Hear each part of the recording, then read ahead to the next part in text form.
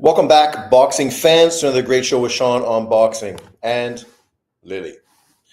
Today, we're going to talk about breaking news, talk about some opinions, talk about some things we've heard around the internet, and just give our opinions, get you to give your opinions, and just chop it up. Obviously, this week is going to be a quiet week. We have the Eubank card, which is happening this weekend, which is a good card overall, a card that's also pay-per-view in the US. I don't think Americans are going to be very excited about that, but it's not really a card for Americans, so I don't think they're expecting big results as far as the American pay-per-view. So it's kind of irrelevant one way or the other. Obviously, this is a fight card that's marketed for the UK, and that's where they expect to get their money back from. But you might as well get as much extra money as you can from other sources. So obviously, that's what they're doing. We'll talk about some of the speculation, how that's going to unfold moving forward, how much we put truth and validity to it, and much more after this short message.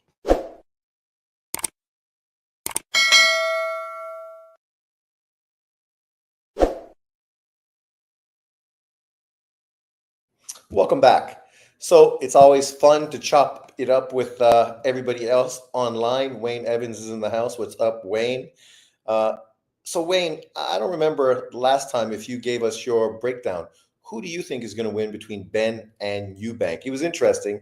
I was listening to, of course, Dante's Boxing Nation, and it comes as no surprise that really that guy doesn't know shit about boxing. He's picking Ben to beat Eubank, but I don't really understand what the narrative for him to push a welterweight to beat a middleweight actually is, and why he'd be perpetuating that myth. But let me know what you think. Mr. Pinto, what's up? Respect he was getting in the interview. The respect he was getting in the interview. Whoa, what respect? What interview? Who are we talking about? I think it's pretty obvious, this whole fight. Oh, Inoue. Oh, fucking Inoue's the man. Like, people are going to look for reasons to downplay him and hate on him. But I think this card in Vegas is going to be very successful. From what I've heard, there's already 9,000 seats sold out. And that's a solid number. And we know Americans always buy tickets last minute. So you could potentially look forward to that fight doing close to 15,000 people, which is great numbers. Maybe it's not as much as the place could hold, but at the end of the day, Inoue is not American. He doesn't have a built-in fan base in America. So, what he's trying to use is an adopted fan base. And if you can get 15,000 Americans to support a fight card that you're fighting against a very unknown fighter, you don't even have an opponent to help sell the event. So, it is what it is. I think it's going to be great, though. Obviously, it's going to give Americans an opportunity to really see him up close. We know he's kind of a shy, introverted Japanese type of fellow. The Japanese are kind of like that. So, obviously, we're not going to get to hear so much from him. Obviously, he doesn't speak any English. So that's going to limit his exposure as well. But we're going to see pictures and videos and lots of stuff of him. So that's obviously excellent, right? It'll be interesting to see the narratives and the hate that start rolling out, because that can't be far away. But as far as this Eubank Ben fight, I mean, if we look at these guys, their resumes, what they've accomplished, and just that overall, I mean, it seems pretty obvious who's going to win. The only thing that I would think potentially that could really change this is if Eubank is really struggling and make 160 pounds. But we saw Eubank not that long ago, right? Bounce back after his first loss by knockout to Liam Smith at 160 pounds, right? That was 2023. He got stopped in the fourth round, jumped back in the rematch, fought at 160 again, and ended up stopping Liam Smith in the 10th round. Since then, he jumped in and fought Jerzemeta, a solid opponent, at 160, and stopped him at 7 rounds. So people trying to act like he's not comfortable at 160 pounds. I'm like, what do you mean? The last time he's fought where he wasn't on weight was back in 2021 when he fought some unknown dude and he came in at 162. You got to go all the way back to 2019 when he beat James DeGale when he fought at 166. right? 2019, literally 6 years ago. That weight class was never the best division for him, right? Uh, but he didn't feel that he could compete with the Golovkins and the Canelos at 160. So he went to 168 to win a baby belt. And basically, that's what he did with himself. Wayne says, I got Eubank by late stoppage. I agree. That's my prediction as well. Drunk Irishman's in the house. David Esther says, I'm going to be at work the morning Eduardo Sugar Nunez is going to fight Wednesday morning. He's fighting Wednesday morning. So that fight's going to be in Japan. Is that what you're trying to tell me? Because only in Japan do we get big fights on a fucking weekday. For me, that's not bad. That means when I come home, it's going to be Wednesday night around 6 o'clock after I finish work, and I'll be able to watch that fight. So perfect, as long as I remember. The problem with some of those Japanese cards, I'm so unused to watching boxing when I come home from work that sometimes I totally forget there's a fight, and then I end up missing some of the fights until it finally dawns on me. Or David in a live chat says, "Hey, don't forget, so and so's fighting," and I'm like, "Oh yeah, I did forget. Shit." Saul says, "Can't wait to see you drop a video about John boxing Southpaw and Dante's downplaying Inoue's fight." Well, it's obviously going to be all these regular suspects that are going to find ways to try to discredit him. He's wrapping his gloves illegally. He's on the PEDs because, oh, obviously in Japan, these guys are so ignorant. They have no idea about Japan at all. And they assume fucking what? People are juicing and cheating in Japan? But they're not in fucking America, where literally the Mexican border is right there. From California, you can literally drive across the Mexican border, buy any fucking illegal PED you want, take it in Mexico, drive back across the border in fucking what, an hour? Like literally, you can juice up in Mexico legally and then reap the benefits of it in the US because the fucking countries border each other. I mean, I lived in Canada, right? And when I went to the gym, this guy that I used to buy supplements from, just normal supplements, he would have his illegal supplements hidden in a whey fucking container that he would only sell to obviously people that he knew were, not going to narc him out or whatever. And that was Canada, right? Where you can't easily get these illegal PEDs because you can't really get them in the States without a prescription. And it's a far way to go to Mexico to then try to bring them into Canada if you're going to drive. And obviously over planes, I'm not sure how legally that would work out. But, anyone that knows Japan knows Japan is probably a far more clean country than the US is when it comes to illegal drugs. David says, "Oh yeah, I asked about your opinion about Conwell, then left." What do you mean? My opinion based on his loss? Sean, so you now believe Haney paid to have the loss removed in Mexico? I'm not sure. Is that something that happened? He lost early on in his career in Mexico. I mean, Julio Cesar Chavez Sr. did the same thing. So I wouldn't be surprised, right? I mean, historically, see, this is the thing about some fans. They don't really have a great concept of boxing history. So they have these misconceptions. I mean, back in the day, all kinds of losses that superstar great fighters had never were registered, right? They were fighting at catch weights. They were fighting for non-title fights against low-level opposition. But boxing fans weren't so judgmental back in the day. Nowadays, with social media, you get a bunch of fucking people here basically just pushing narratives day in and day out. And the fact that they can get paid money to do it, that justifies them doing it even more. So they basically lie blatantly, and you can't really hold them accountable. You can point it out, but the fucking dumbasses that support their show, they're too stupid to fucking even know or even care. When Billy Sacho are both ducking Iglesias. Well, I don't know if they're both ducking Iglesias, but I do know Billy ducked Saggio because that was the fight that was supposed to happen. And I was excited about that fight. That fight would have been fantastic.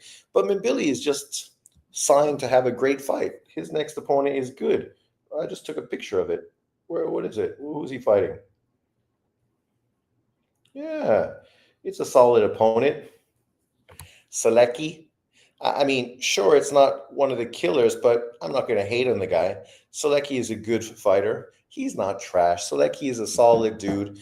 Nobody's destroyed him. He's got solid skills. Um, you know, you got to stay busy. See, David, you're the epitome of what I just talked about. How people are just overly critical nowadays, right? They just can't fucking accept that fighters need to stay busy. And sometimes that means they're not going to be fighting the killers and the best fighters in and around their weight division. But as long as they're fighting solid opponents, aiming towards getting better opposition, that's great. Yeah, Pacheco destroyed him. Now Mbili's going to face him, and it's going to be a common opponent between the two of them.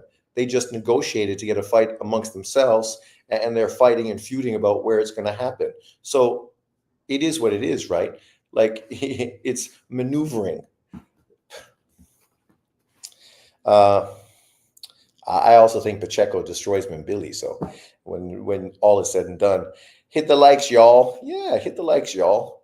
We're here all day. But David, what was your question about Conwell before you jumped into these other narratives? Are you in favor of Inoue wanting to fight Nick Ball now that he said it's a fight he wants to? I didn't hear him specifically say that, but I was always in favor of that fight. I thought potentially that might be a fight they could do in December, right?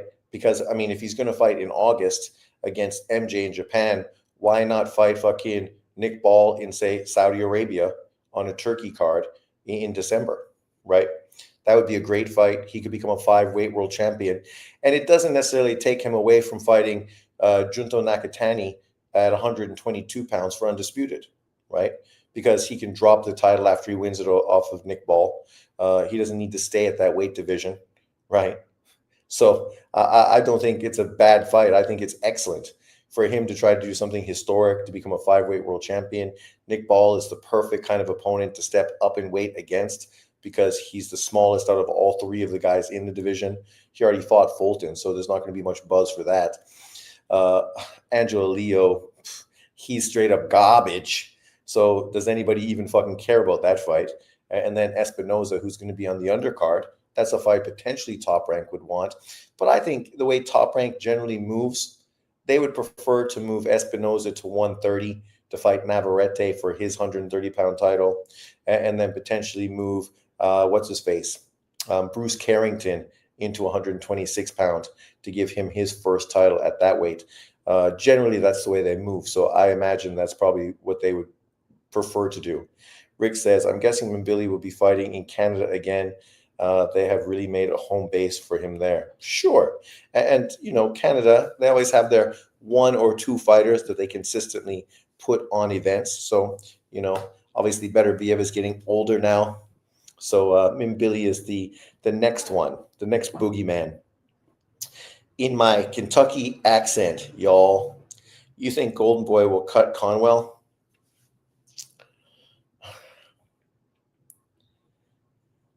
That's the kind of thing you would expect some promoters to do, right? Eddie Hearn has done it. Obviously, Bob Arum has done it with Eldis Rodriguez. We've seen Al Heyman do it. So, in truth, I wouldn't be shocked or surprised if Golden Boy cuts ties with Conwell after that loss, because what's his worth right now coming off of a loss, right? Uh, you know, and they may feel that they don't want to pay him as much money as they were paying him. I'm not sure how much they were paying him, probably not huge money, but he was in a good position on a fight card, obviously getting close to the IBF title fight with Murtazaliev, but he dropped the ball. And at this point, if he was a free agent, it might be actually better for him because it might give him opportunities to jump back in to the shit right away. And obviously, now that he took a loss, maybe people are going to be a little more eager to fight him than they were, you know, before, where they felt that maybe he was just too dangerous and not worth enough to actually take on that challenge. You know how it goes, right? I mean, when a guy is unbeaten and looks like a boogeyman, people don't want to fight him. It's too risky. You're not going to make enough money off of him. But now, after he got beat, now you can get him for lower cash because he's not in a position of strength. Obviously, he's been beaten, so you saw how to beat him. So people are going to be a little more probably prone or eager to potentially fight him. Rick says, I'm surprised they picked Cardenas to bring Inoue to America for. I don't see Mexicans backing Cardenas. Well, they didn't pick Cardenas. Obviously, they were going for the mandatory in Picasso, but Picasso, like Sam Goodwin or Good whatever, Goodman, blatantly ducked the biggest opportunity of their career. Like you ask fucking Picasso, when's he ever going to get paid as much money as he was going to get paid to fight Inoue? Right? In Vegas, a home fucking field fight for him, right? That whole crowd would probably be majority Mexican American fans, right? And fucking that guy would have the biggest fan base behind him, cheering him on for the fight of his life with the biggest payday of his career.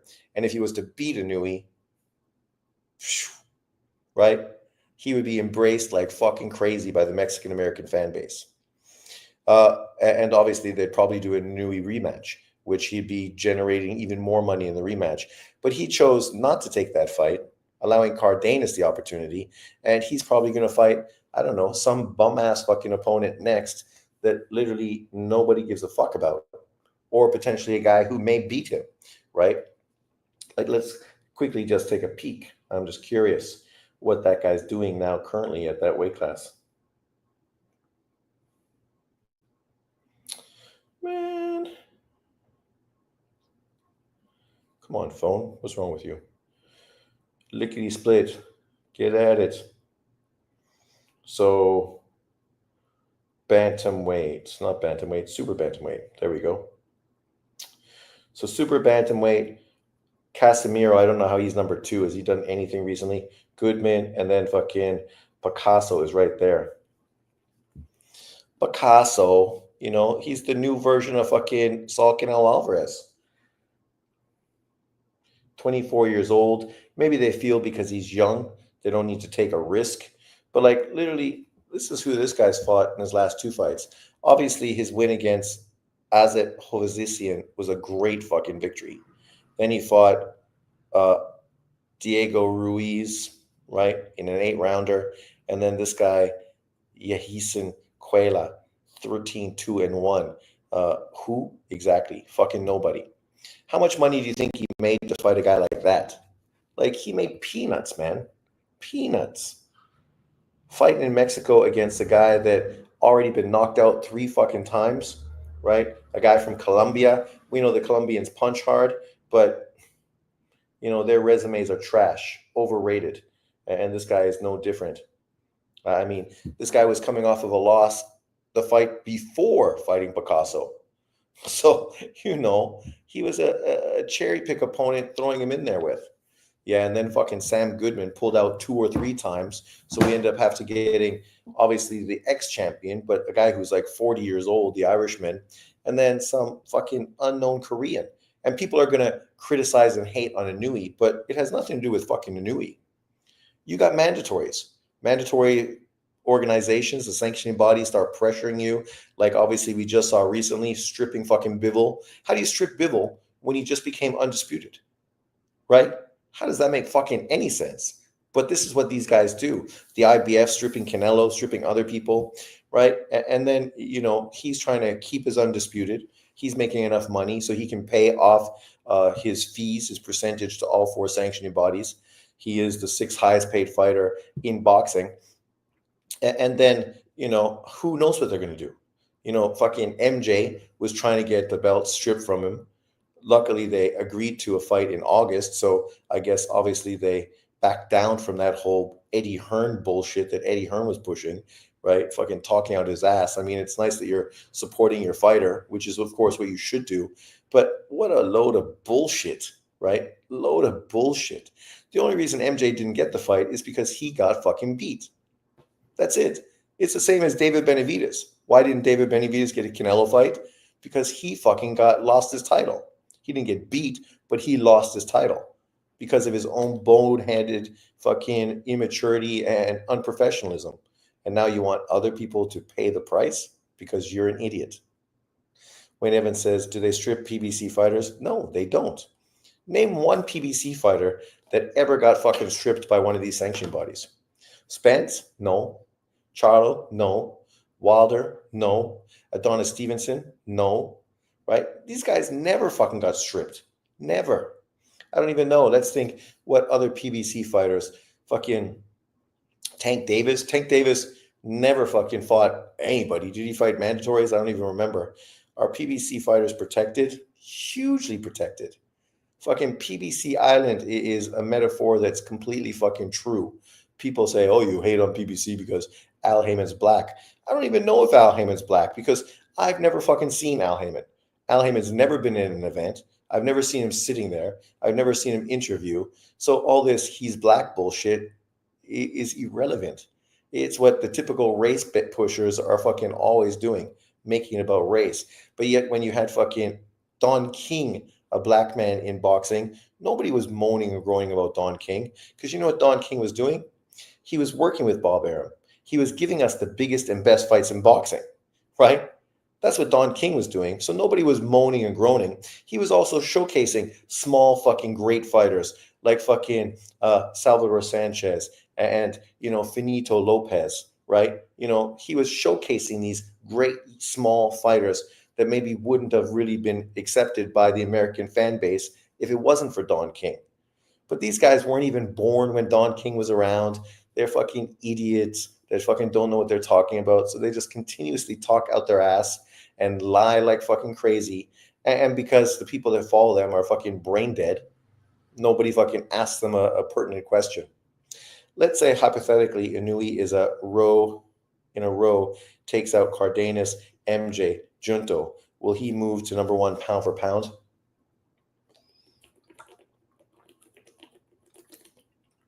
Well, a lot of that depends on how he beats them, right? If he destroys all three of them, that's going to really push him a lot, right? Because obviously MJ is a real legitimate champion, unified champion. And Junto is going to be a unified champion and a three-weight world champion and is pound for pound. So if he destroyed Junto, that would be easily the biggest and best win on his resume. Then you got to look at what Usyk and Crawford are doing, right? If Crawford gets fucking beat by Canelo Alvarez, I mean, he got beat. Even though he tried something sensational by moving up to 168 pounds, he still got beat, right? Nobody forced Bud Crawford to take this fight. Nobody was acting as if Bud Crawford had to take this fight. Many people like myself and other people would have been more than content to have Crawford stay at 154 and try to become undisputed at that weight class, fighting guys like Virgil Ortiz and fucking Funduro and the Murtazaliev, right?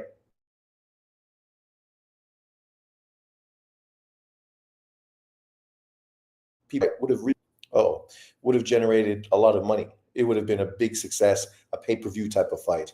And then you potentially have a Boots Ennis fight when Boots moves up as well, right? Which obviously unifying titles at 147, really building your name. Then he moves up. It would be a big push for Boots to try to fight Crawford at that point as well. So he didn't need to do that. He did it because, like all of us, it's those kind of opportunities you can't walk away from. So I'm not going to hate on him for it, but it's obviously going to lower him on the pound for pound list. As far as Usyk is like Crawford, this close to potentially retiring. I would not be shocked or surprised if by 2026, both Usyk and Bud Crawford were retired from the sport of boxing. And at that point, who are you going to put above Inoue on the pound for pound list? I'm sure a guy like John Boxing, the LDBC, and the rest of these guys are going to find another black fighter to somehow skirt past Inoue and put into that position because that's consistently what they do. But for most fucking reasonable boxing fans, Inoue would easily fucking become the undisputed number one pound for pound fighter in boxing, right? But it depends on Crawford and Usyk, right? Obviously, they have their say as well. All depends on what Crawford and Bud do. See, simpatico.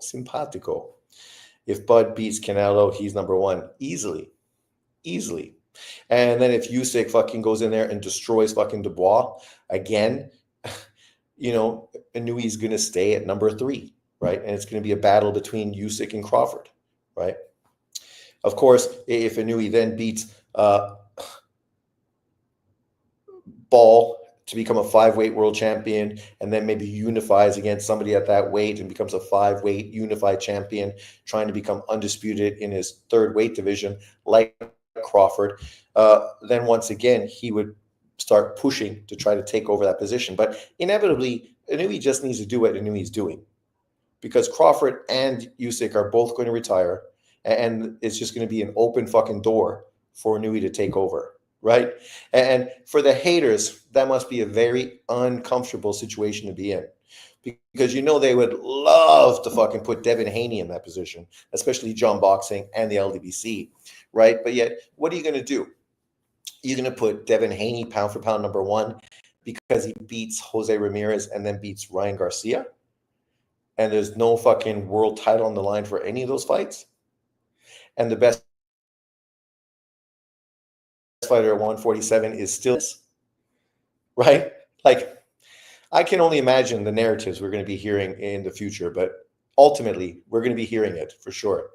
Wayne Evans says, kudos to Bud for taking the risk. The majority of American fighters don't take risks like that. And that's the problem with American boxing. It's a bunch of fucking protected fucking fighters who overprice themselves, think they're all the next Floyd Mayweather, yet don't take any risks in their fucking career, don't give us fights that fans are wanting, right? And then when they do, what they do is they fucking tear the fighters apart from one fan base to another. Spence fans shitting on Crawford, Crawford fans shitting on Spence, right? And really taking away a lot of the possibility these guys could have for getting bigger names in the sport. Jay Perez says, honestly, I think we have a great crop of top fighters in the generation with Crawford, Inoue, and Usyk. We will miss them. Let's see who comes next. Well, Inoue is not in the same crop as fucking Usyk and Crawford. So, those two guys are like 38 years old, up there with Roman Gonzalez and guys of that nature, Golovkin, Kovalev. He's more in the Bivol era, right? The Tank Davis era. So those guys still have quite a bit of years left on their belt. I guess let's say Bivol beats Beterbiev and Benavidez.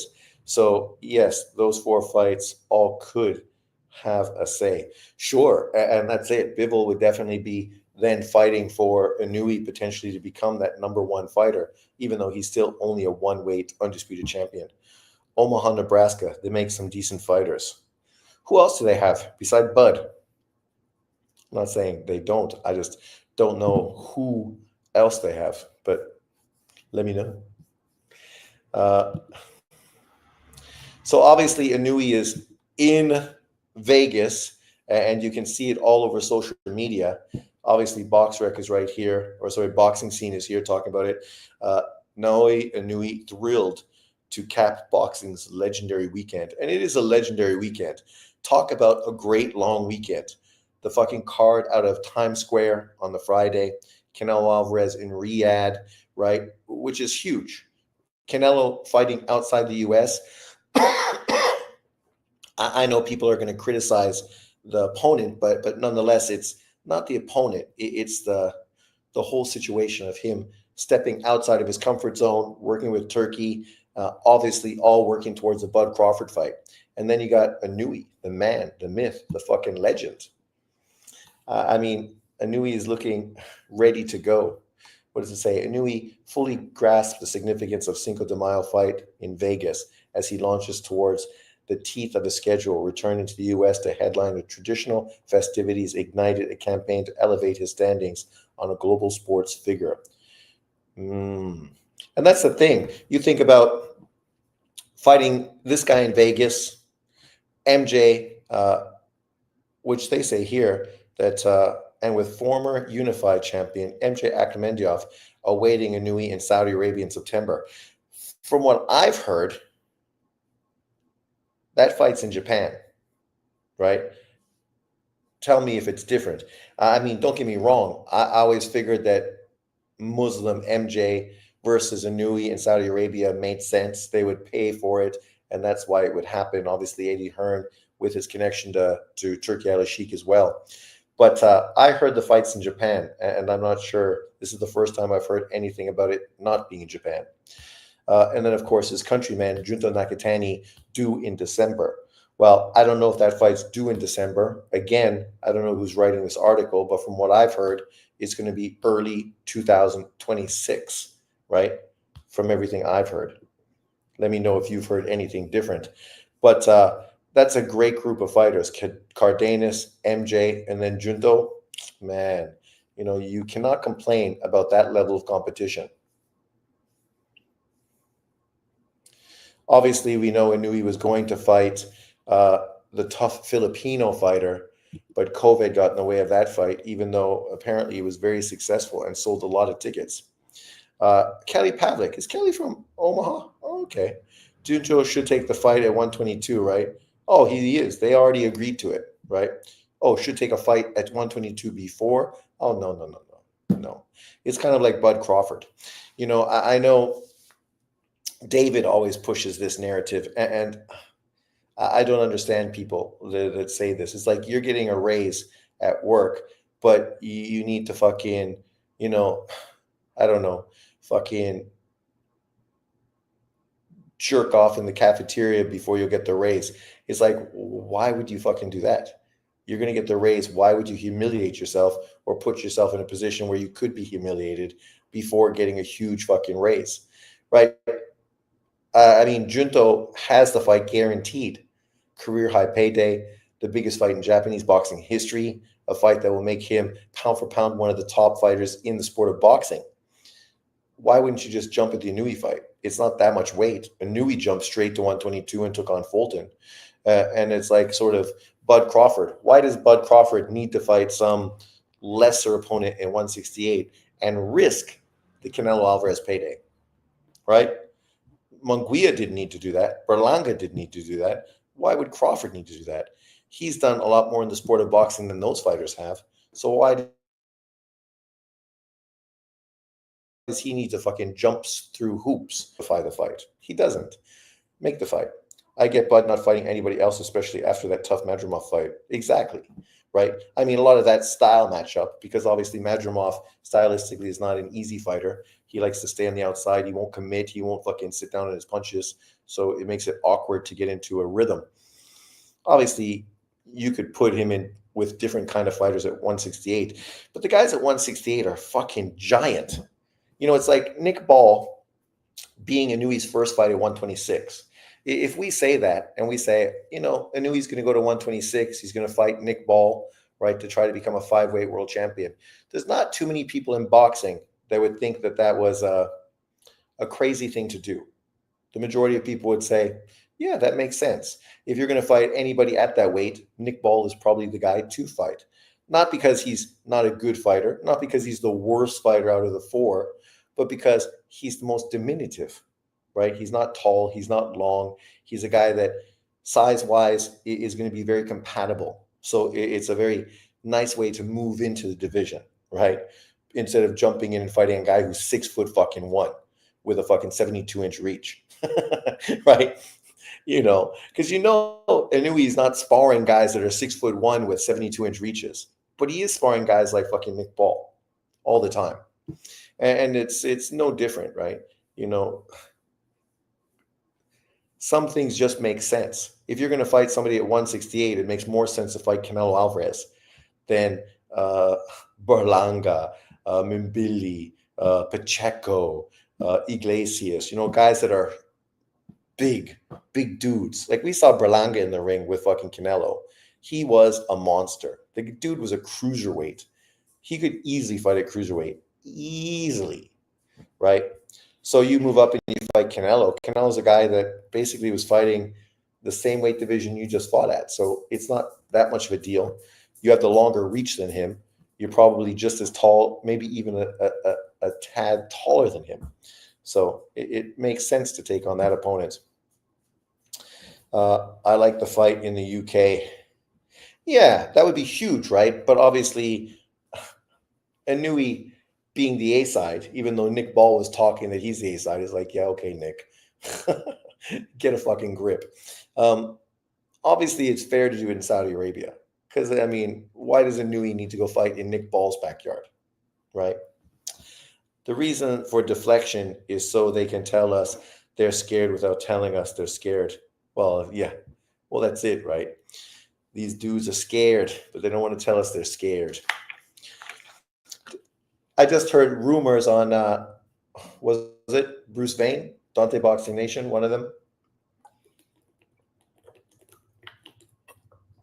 Nigel Benn was talking about how his son was sparring all these 168-pound fighters to prepare for the Chris Eubank fight, and apparently he stopped William Skull.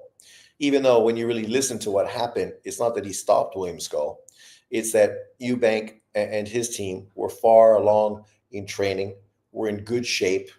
Skull obviously is getting into shape, wasn't so far along in camp, and got winded after 8 rounds. And at that point, decided just to, I've had enough good sparring. I will stop now. But of course, the way Nigel Benn is trying to spin it, he's trying to make it sound as if his son is a killer and he's dominating and destroying light heavyweights. Okay, seeing is believing. I'll see that when fucking he steps in the ring and does that to Chris Eubank. That shit ain't gonna happen. But okay, I mean, let's take a closer look at fucking Conor Benn.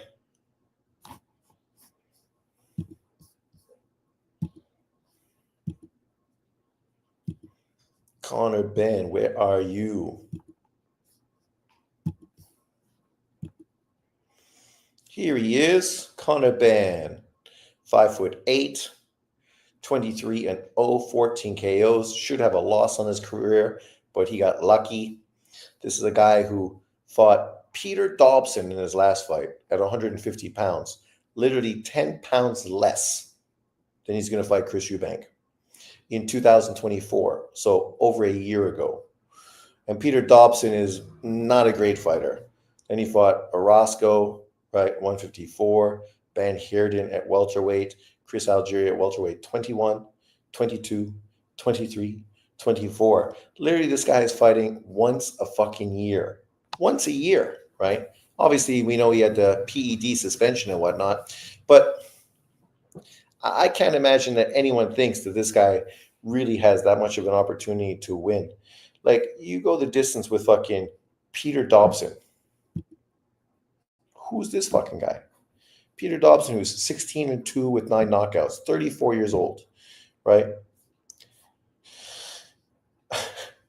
He ended up losing to fucking Jaleel Hackett, a prospect, right? That puts things in perspective. You get beat by Conor Benn, and then you fucking get beat by a prospect in Jaleel Hackett. I mean, it shows the level of opponent you're fighting, because we've saw Jaleel Hackett just got beat recently against fucking this kid, Roman Vasquez, 13-1 by split decision, right?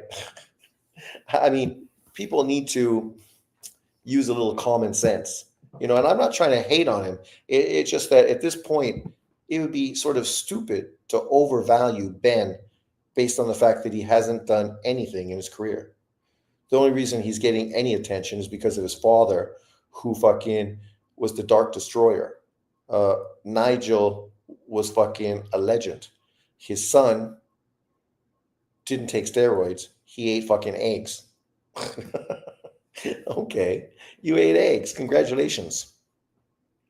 I do hope Ben wins. He's younger and has the potential for some big fights. Ben wins. I can't see him going back down to 147.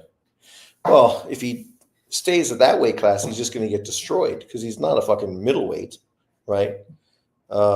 He should at least go down to 154. And even at that weight class, he's not a big fighter. Whereas Eubank, for him, obviously you got a Canelo Alvarez fight sitting there waiting for you. Did Ben cheat? Of course he did. The dude's had no fucking power since he got caught using fucking PEDs. Do the math, right? 1 and 1 is fucking 2. Or in his case, 1 and 1 is fucking 4. Because we know the PEDs fucking exemplify the number, make it greater than it really is. And I ain't hating on him because I think tons of these dudes are cheating, using something, whether it's a diuretic to fucking get down in weight, so then you can fucking put your weight back on and be way bigger than your opponent, whatever it is, stuff to recover, there's all kinds of shit. 154 is tough, man. I think Conor Benn versus Boots would have been a thing. Oh, Boots would fucking kill that kid. I think Stanionis fucking beats Conor Benn. I think fucking Norman, okay, not Howard. I'm starting to remember. I think Norman fucking beats that guy. Mario Barros, that might be a competitive fight. That might be a competitive fight. I could see Barrios winning the beginning of the rounds, because of his length, his jab, his experience, and potentially Conor Benn breaking him down, tiring him out, and winning the fight in the second half. Or not. But regardless, I ain't hating on Ben, but I think that kid has a lot that he needs to prove before I start fucking giving him too much respect overall. Here's the other big news recently. This is just another example of these fucking sanctioning bodies being complete douchebags, right? Like, these dudes just want to get in the way of fucking everything consistently. Like, it's ridiculous. Like, why would you feel the need to consistently fuck up the sport of boxing by mandating fights that literally nobody fucking wants to see? Right? Literally nobody. You don't see people asking for a Daniel Dubois versus a Derek Chisora fight. Not that it's a bad fight. In the UK, you could do this in O2. It will do great numbers. Obviously, Chisora has a great fan base. Dubois fan base is definitely growing for sure after his sensational performances. But the fight to make is obviously Usyk Dubois rematch, especially with some of the controversy with the first fight. Not that I felt it was controversial, but many people do feel it was controversial. Obviously, Dubois is coming off of great performances. It's a fight that makes sense. Chisora looks like he's fucking one punch away from being fucking brain dead, right? Like, that dude should not fucking even be in position to be getting that fight right now. Shouldn't be. And the fact that this sanctioning body feels the need to fucking jam him into that position, it's exactly fucking what's wrong with the sport of boxing. Like, more channels on YouTube, more of these boxing channels, more of these pundits should be pointing out how these sanctioning bodies are the fucking ruination of fucking boxing, right? And when they talked about Turki Al-Sheikh getting rid of all those sanctioning bodies and making one belt, I'm in favor of it. Fuck those guys. I wish he would just buy them out, fucking take over completely so that nobody could say anything. We paid you. You got your money. And then fucking just buried those belts in the bottom of the ocean, right? And just said, your history is your history. Now we're moving to a fucking future without all the bullshit. Pay Chisora step aside money. Well, I think Chisora should be happy to get step aside money. It's easy money. Doesn't have to get punched in the head. Dubois beats an aging Usyk, in my opinion. No chance. No chance. He's going to come out overly aggressive, get caught early, and get dropped. And then he's going to be back to the mental, unstable fucking kid that he is. But, I could be wrong. Chisora versus Jake Paul. That fight makes more sense, right? That fight makes more sense. It's a tough fight for Jake Paul because you ask Usyk who one of his toughest fights of his career was, and he will tell you fucking Derek Chisora.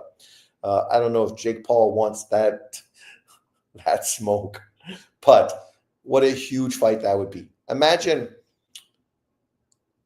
the push in both the US and the UK for Jake Paul to take on Derek Chisora, right? A Derek Chisora that Deontay Wilder didn't want any fucking problems with, right? Chisora, he's a tough motherfucker.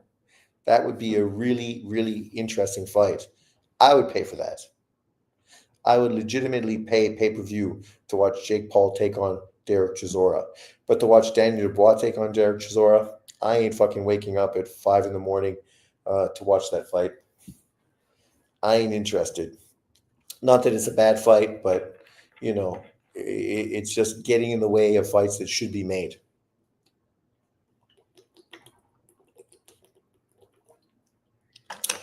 I mean, how does he jump over Parker?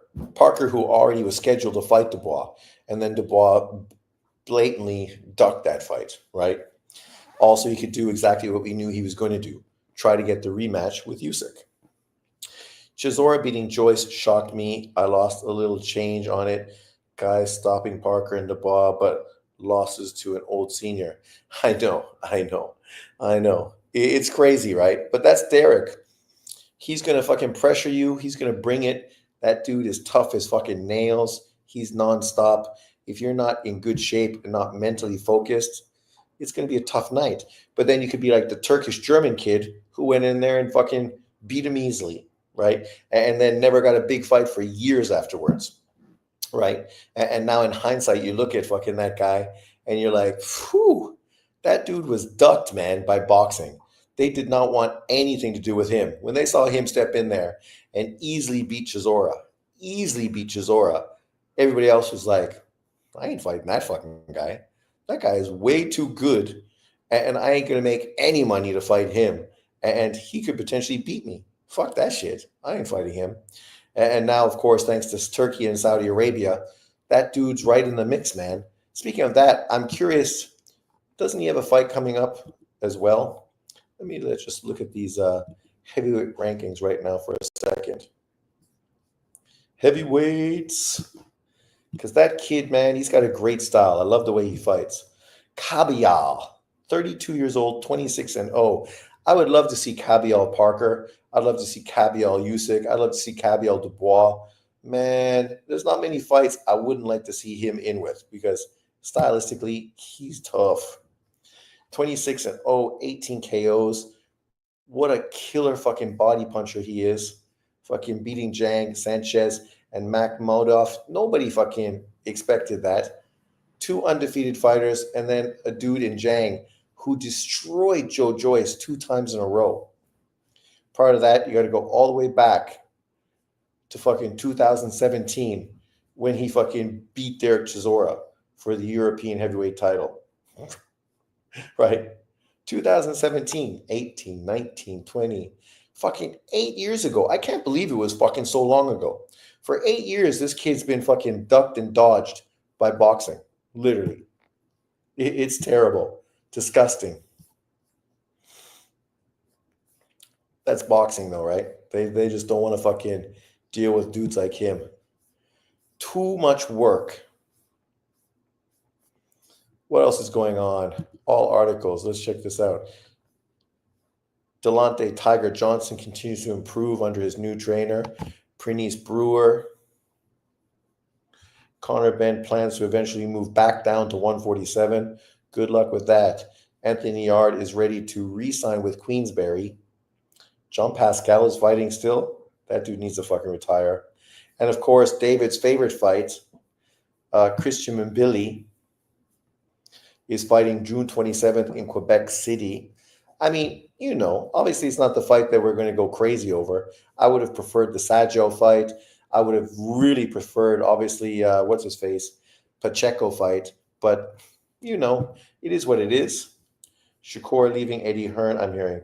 Yeah, but whatever. Like, the problem with guys like Shakur and Haney is that they want fucking to be paid like they're Floyd Mayweather, yet they fucking pull in numbers like fucking, I don't know, fucking Roger Mayweather, right? They're not Floyd. They're more like Roger. So these dudes price themselves out. They act like they're fucking entitled, and then they go out there and underperform for the most part, right? So if you cut them loose, it's not a big deal. They're going to be in a position where, it's not going to be easy for them to get the money that they expect to get paid. It's also not going to be easy to get the fights they hope to get. What's the other big fight just listed right here? Brian Norman versus Jin Sasaki, scheduled for June 19th in Tokyo. That's a smart move for Brian Norman. He's going to go to Japan, fight Jin Sasaki. Obviously, they're going to pay him a good fucking paycheck to travel to Japan, probably more than he was getting offered to fight Boots Ennis originally. And then if he beats him, I don't know if that's going to help elevate him and get him more money in a Boots Ennis fight, but it's definitely going to put Boots Ennis and his team in a position where they're going to have to fucking shit or get off the pot. If you want Brian Norman to unify with you, you're going to have to fucking pay him. Kind of like Canelo Alvarez did with Caleb Plant, right? They wanted to fight, so what did they do? They paid for the fight. You can't just sit around fucking wishing and hoping unless you're going to make a commitment. And Eddie Hearn, if he wants Boots to become a superstar, then you pay $2 million for a Norman fight worth Boots Ennis for unification, right? And if you have to lose a little bit of money in the process, it is what it is. It's kind of like what Eddie Hearn did with Anthony Joshua when he ended up getting him his first world title against, I walk like a giant or I walk like a god or whatever my man said. Did you think the first offer of 1.7 million was too low? Not at all. 1.7 million dollars for fucking a dude who literally had no fan base, had just won a world title, had never made a successful title defense, right? Come on. They priced themselves out because they knew it was a dangerous fight. They were probably going to lose. And they were hoping that they'd be able to stretch it out and get more money down the road. So it's all like they're all negotiating, kind of trying to be like Trump. We put out a tough negotiation. We show that we're only 24. We're not in a rush. You don't have a lot of time in this division. So if you want this fight, you're going to have to come right. And so in the end, it could backfire on them. His mandatory jersey off, or whoever, what's his face is, the Uzbekistani fighter who's the IBF mandatory, and then just move to 154 for bigger and better fights, leaving Norman at that weight class where you got who? Maybe if you get a Haney Ryan Garcia fight, that would be good money for you, right? Potentially more money than Boots Ennis, or maybe a Teal fight, right? That would obviously potentially be a big payday as well. But then you're still in the same position. You're sitting around waiting for somebody else to make you an offer, hoping that they pay you the kind of money you want. But yet you aren't in a position to make offers to anybody else, right? So, okay, we'll see if it pays off. Excuse me. We'll see if it pays off, and maybe it will, maybe it won't. But, I wouldn't be sad to see Jin Sasaki beat him. Getting another Japanese champion, the first Japanese welterweight champion in boxing history. Shit. That would be great for Japanese boxing. With all the great champions right now from Japan, this would be fucking super excellent for Japanese boxing fans. But I favor Norman to beat Sasaki. I don't think Sasaki is really that great of a fighter. He's okay, but I don't think he's very skilled. He's a hard puncher, but defensively he's easy to hit. And I think against Norman, he's going to get hit way too much. And he better have a fucking great chin on him, because otherwise I don't see him doing very well against Norman. Potentially that guy's going to get stopped in 6-7 rounds. Maybe if he's in great shape and tough, maybe he can go to 9 or 10. But ultimately, I see Norman beating his ass. But if Sasaki wins, I'd be excited. That wouldn't be bad for boxing. Sasaki obviously winning would be, not that it'd be better than Norman for the sport or the welterweight division, but it'd definitely bring a lot of interest to the division, just with how hot Japanese boxing has been, right? Ryato fucking Tatsumi is making his debut. His brother Hayato is close to getting a world title. Obviously, Junto and Inoue is close to having a huge fucking mega fight down the road. So there's a lot going on. Is Inoue's undercard any good? Well, the problem is Top Rank hasn't announced the undercard yet. Not that I've noticed. Let's just check it out. They got the schedules here, so let's see if they tell us more about the schedule. Kurt Scooby. Inoue Cardenas. Okay. Polanco, Fabian Maidana. That's a PBC undercard right there. Yeah, so even here, they've announced one more opponent, right? Polanco, Fabian Maidana. but otherwise there was only the 2 fights that were listed. Espinoza versus Vasquez, and of course Inoue versus Cardenas. You can see they're really pushing for the Latino fight card. Polanco, Maidana, Emmanuel Vargas. Oh, okay. Vargas is also on the card. Let's check it out. So we go. Polanco versus Fabio Maidana, Emiliano Vargas added to Inoue Cardenas undercard. So that's 4 fights that we're aware of. Vargas will face an opponent to be named on an 8-round welterweight, junior welterweight fight. Both will be part of ESPN Plus portions of the card. They will be preceding the main event on ESPN. Rohan Emiliano are emerging superstars and welcome additions to an incredible card at T-Mobile Arena. Before Inoue and Espinoza defend their titles, fight fans will have the opportunity to watch 2 future world champions in action.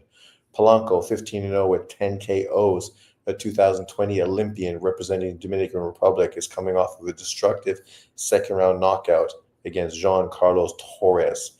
Maidana, 24-3, 18 KOs, not quite his brother. Argentinian's younger brother of Marcus Maidana has yet to be stopped in his pro career. The 32-year-old Maidana has won twice since losing to Mario Barros by unanimous decision for the interim WBC welterweight title.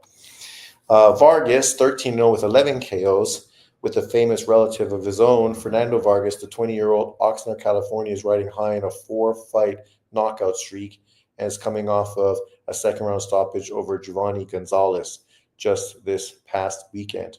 Huh? So he just fought this past weekend, and he's going to be on the undercard again? Ah, good. Another Japanese fighter.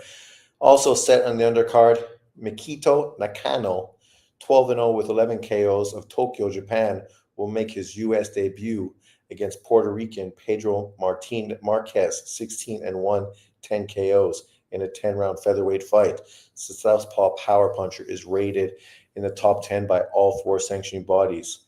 In another undercard bout, Reese Aleem, the boogeyman of bantamweight, 21-1, 12 KOs, will compete in a 10-round featherweight belt against an opponent to be named. Oh, so yeah, it's not bad.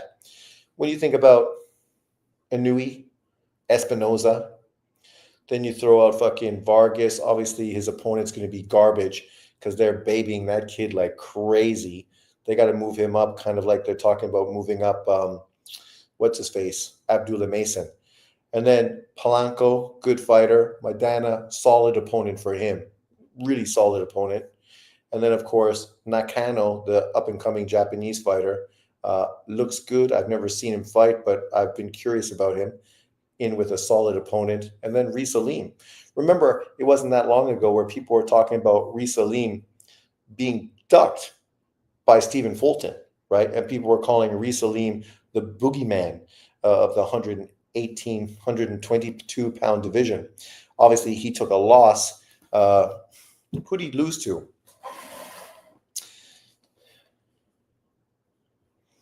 He lost to somebody who I can't remember, but it was a good narrative push because the guy that beat him, right, was somebody people were moaning or groaning about, but I can't remember off the top of my head. But overall, that card is not bad. I'm pretty excited by it. Let's check out, see if BoxRec has actually listed this fight card yet. The last time I looked, from yesterday when I did my video, there was no mention of the other opponents on the card. Yeah, even now, right? Even now, they still don't list it. Still now it's nobody. Let's look. There we go. So right now, still they only list the Inoue Espinoza fights. They're not listing any of the other opponents on the card. But Nakano, he's a 126 fighter, I think. Featherweight. Reese Aleem right there. Oh, so maybe they're going to have Reese Aleem versus Nakano. Reese Aleem, 21-1. The 34-year-old, 12 knockouts, never been knocked out. Obviously lost to Sam Goodman. That's it. Yeah, when people were shitting on Inoue facing Sam Goodman, I said, "What do you mean? Sam Goodman beat the monster in the weight division, right? That was a very significant win for Sam Goodman." Since that loss in 2023, he's fought once, and now he's going to get back in the ring against uh, an opponent. Then, of course, you got Meccano, 12-0, 11 KOs, 29 years old, southpaw, 5'7". Who's he been in the ring with? Probably nobody. Yeah, not the brightest fucking resume. His last fight, he fought a guy from Japan who was 13-3-5 for the Oriental Pacific Boxing Federation title. We're defending it.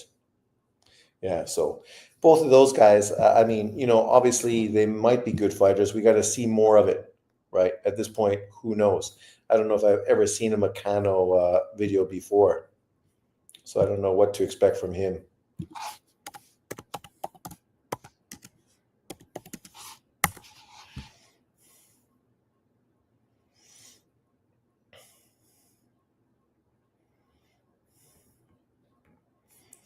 What's YouTube going to show? I'm curious if I have any footage of him. Come on, YouTube. Don't do me like that.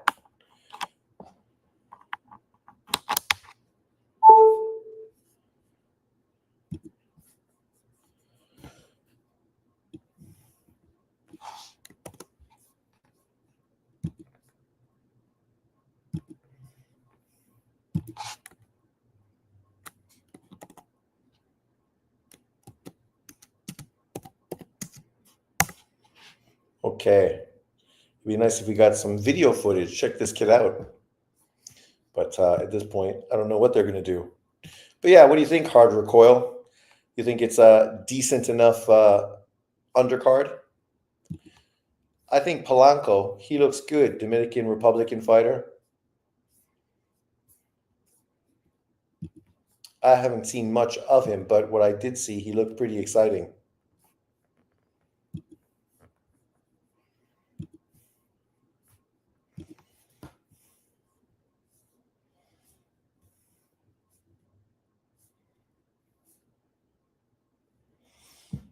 Nick Ball is targeting unification with Stephen Fulton and Espinoza.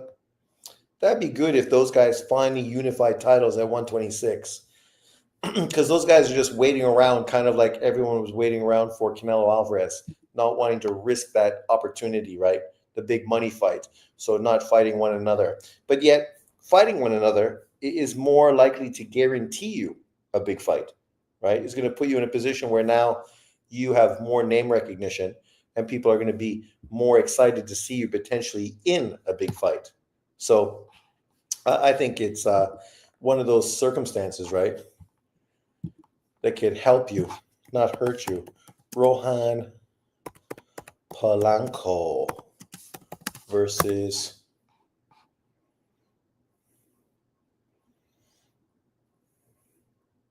I don't know. My YouTube doesn't want to load up. For some reason, my internet in my house isn't working, so I'm working off of my phone's internet and doing this live. Maybe it's taking too much juice. But it is what it is. We're coping. Let me see here.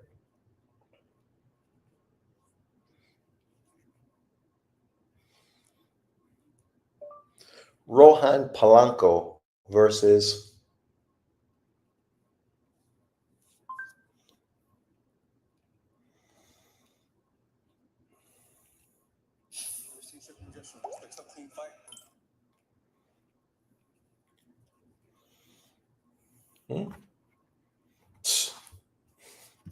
yeah. So Rohan Polanco. Let's move through, see what this guy's got.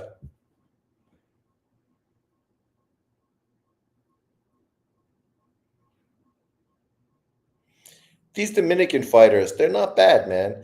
But something always seems to be missing. You know what I mean? Like, luckily for Polanco, he was an Olympian. So obviously he's a legitimate amateur fighter with good skill set. He looks to have the perfect body type for the weight division. Looks strong. Obviously, has good skill set as well. Right? He could really be a potential contender at the 140, 147 pound division. But so far, the majority of these Dominican fighters I watch, they end up leaving me a little disappointed. There's always seems to be something missing, whether it's the mental toughness or whatever else it may be. But Polanco is definitely a fan-friendly fighter, right? And then you think of Fernando Vargas's kid, another fan-friendly fighter, the Japanese kid, Makano, right? Huge knockout puncher as well. So it's going to be a lot of fan-friendly fighters on this fight card.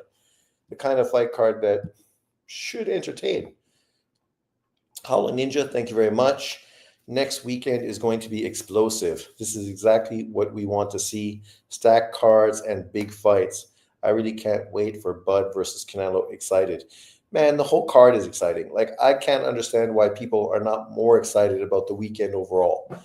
Fine, the Canelo Alvarez fight against William Skull, you might not be overly excited about that, but the card is solid, right? And obviously, it's a big card in Saudi Arabia again. Then, of course, you have Inoue in Vegas, which, as we just broke it down, the card's going to be good. Polanco, Emiliano Vargas, Mecano, obviously Espinoza, who's definitely looked fucking great, and then Inoue. So you got 5 knockout punchers all fighting on this card. If that doesn't entertain you, I really don't know what you fucking expect in boxing, right? I can't wait for the Pueblo versus Matias fight. Dominican versus Puerto Rico rivalry is always fun. That's true. And that card is a very big sort of Puerto Rican card, right? Overall. When you think about Shakur, I know Shakur is not Puerto Rican, but he's Puerto Rican, right? One of his parents is Puerto Rican, if I'm not mistaken, his mom, right? So he's got Puerto Rican blood. Obviously, you got Matias, Puerto Rican. Isn't there somebody else on that card that's Puerto Rican as well? I think so. It escapes me off the top of my head, but I'm pretty sure there's a third Puerto Rican kid on the card as well. I know Paulie Malignaggi was a little disappointed that fight card wasn't on the Puerto Rican weekend, right? Obviously, he felt that would have been huge if they would have put that card together. Berlanga. Yeah, Berlanga's Puerto Rican.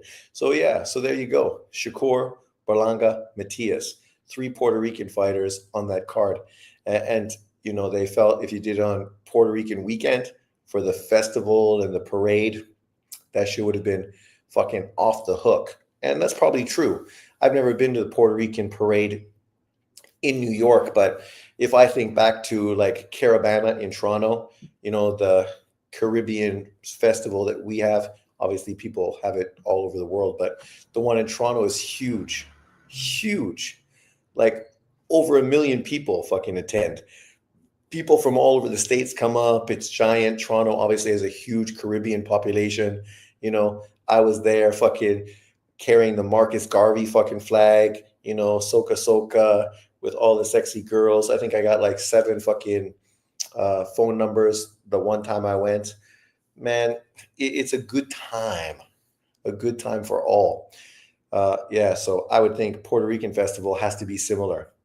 Fernando Vargas was going up against Winky, Ike, Tito, and Oscar, all by 23, 24 years old. Talk about a murderer's row. Fucking exactly. And this was coming off of him being on the U.S. Olympic team, right? And then obviously there was big push, great fucking professional style. Came in, fucking was like Tio, talked a load of bullshit, right? And then got those great fights. Man, sure, you know, he lost to Tito, he lost to Oscar, but you can't blame a brother for pushing to get those big money fights because he got exactly what he wanted. If he capitalized on it and financially benefited, good. If he didn't, he was pretty young, so we can understand people sort of botching it up. You know, that shit happens. Kid never had a shot. But what a career. I mean, some people, they'd love to hate, right? People just are some hating motherfuckers. But when push comes to shove, you can't be overly critical of him. He was a super fun fighter during that era of boxing. Roman Polanco, right now, tops 10 in the welterweight division, right? 26 years old. So he's definitely one to pay attention to. Kissioff, obviously 31 years old. Uzbekistani fighter, top 10 as well. You have Chris Eubank's brother, Harlem Eubank, who's moving up in that position. Raul Curial. Of course, the Kazakhstani fighter, Daniel Yeleniosov. Right? So there's some good up-and-coming uh, welterweight fighters. And then you throw in T.O., Ryan, and Devin Haney. This division becomes way more exciting. Way more exciting. Let's look at all-time greats. I'm curious to look at my man's resume overall. Oscar De La Hoya, there you are. Oscar fought everybody. Fernando Vargas, 2002. Can you believe, man? That's almost 25 years ago when fucking they fought. Vargas, there he is, the man, the myth, the legend. Don't forget Blair the Flair. Oh, fuck that guy. Bum. Vargas was awesome. That Tito fight was exciting as hell, and he hurt Oscar bad early in that fight.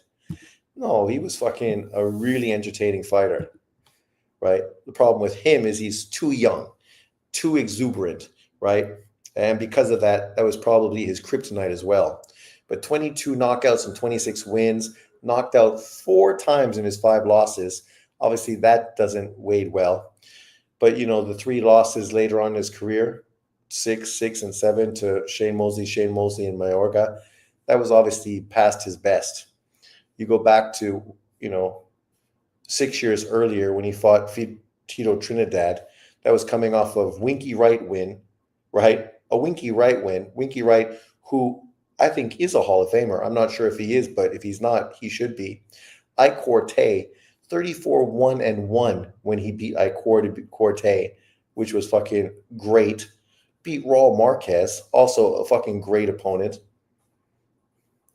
He fought a lot of good fighters, moving to a position for unification against the great Felix Trinidad, 38-0, and got stopped in the 12th round, right? And even against Oscar, right, got stopped in the 11th in a unification fight, great fight, had some good wins afterwards. Fitz Vanderpool, Tony Marshall, and Javier Castillo, and then obviously faced Mosley, who was fucking on roids, right? Let's not dismiss the fact that Shane Mosley was roided fucking up. And then, of course, Mayorga, at that point of his career, lost the majority decision, right? Obviously didn't get destroyed against Mayorga. Good career, man. Winky is underrated. I never gave him his just due when I was younger, like other guys. I agree. I was never a fan of Winky Wright because of his style. It wasn't the kind of style that I thought was very entertaining. But obviously, he was a tough out for anybody. He was not easy work, man. If you beat him, you earned a fucking solid victory. Look at his career, 51-6-1, never fucking knocked out, right? Never knocked out. 3 losses in the end of his career. Bernard Hopkins' win was fucking terrible because Bernard Hopkins basically pulled that dude up from middleweight up to light heavyweight. And he could have easily fought him in middleweight, but he fucking basically robbed the dude who was coming off of a Corte victory. Great win for him. A fucking split decision draw against fucking Jermaine Taylor, who obviously beat Bernard Hopkins. A great victory over fucking Trinidad, Mosley, and Sam Solomon, who obviously went on to become a middleweight champion multiple times. Bronco McCart, look at this resume. Lost to Fernando Vargas back in 2019. Harry Simon, very good UK fighter by majority decision. Beat Andrew Council, Bronco McCart. Man, the guy beat everybody, right? And then fucking dirty ass fucking Bernard Hopkins fucking weight bullies the dude to 170 pounds. Then he ends up dropping down in weight, right? And getting beat by Paul Williams because, fucking getting pulled up in weight and dropping down in weight, that shit kills you. And then obviously lost to Peter Quillen at the end of his career, obviously coming off of 3 years of inactivity, well past his best, but going for a payday. We know Peter Quillen ducked Golovkin and was exposed, right? After he fucking got knocked out by fucking Danny Jacobs. Knocked out in 1 round. Sensational fucking knockout win for Danny Jacobs. Then he went on to do what? Fucking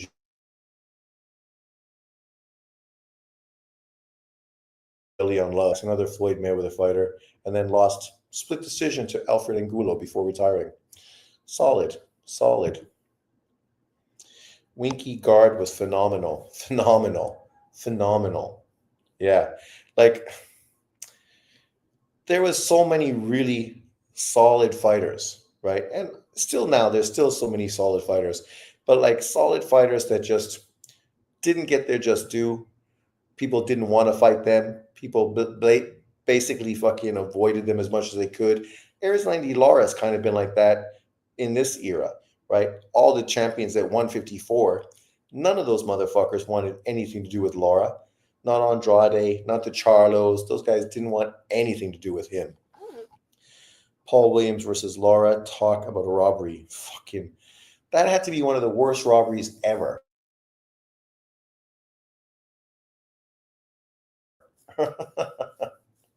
Terrible. So when Paul Williams got knocked out by Sergio Martinez, people felt like, man, you fucking deserve that. You got your gift. Now you got your payback.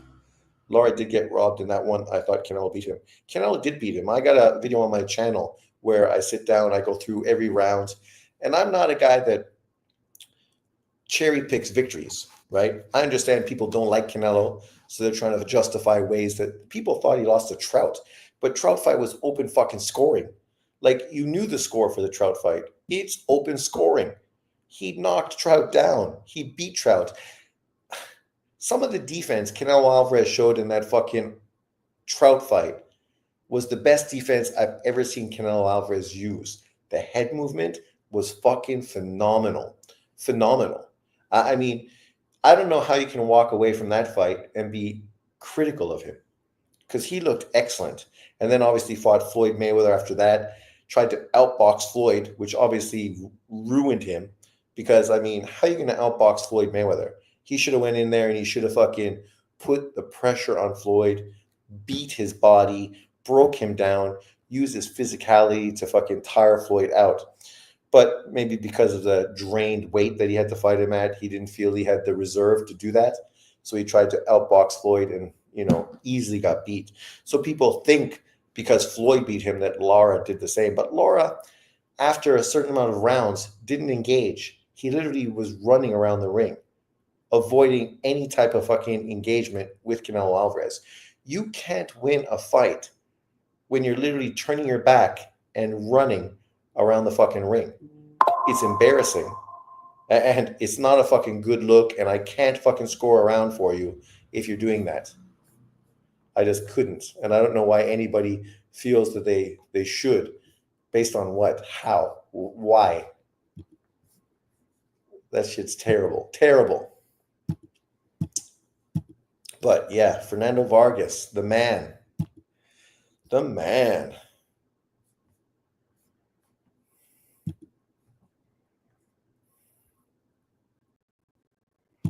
Super bantamweight.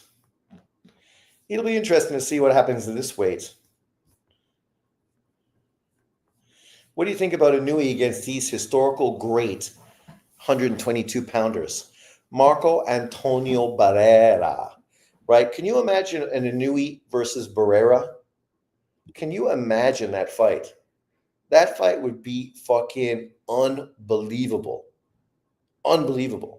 What a great stylistic matchup that would be, right? I mean, Barrera obviously had a few losses early on, but it was to a kind of a Stephen Fulton type of fighter. Long, slick fighter, but with some real pop, something Stephen Fulton didn't have. adjusted his style, became far better defensively, had wars with Morales, some great fights. Obviously, fucking ruined Prince Nassim's career.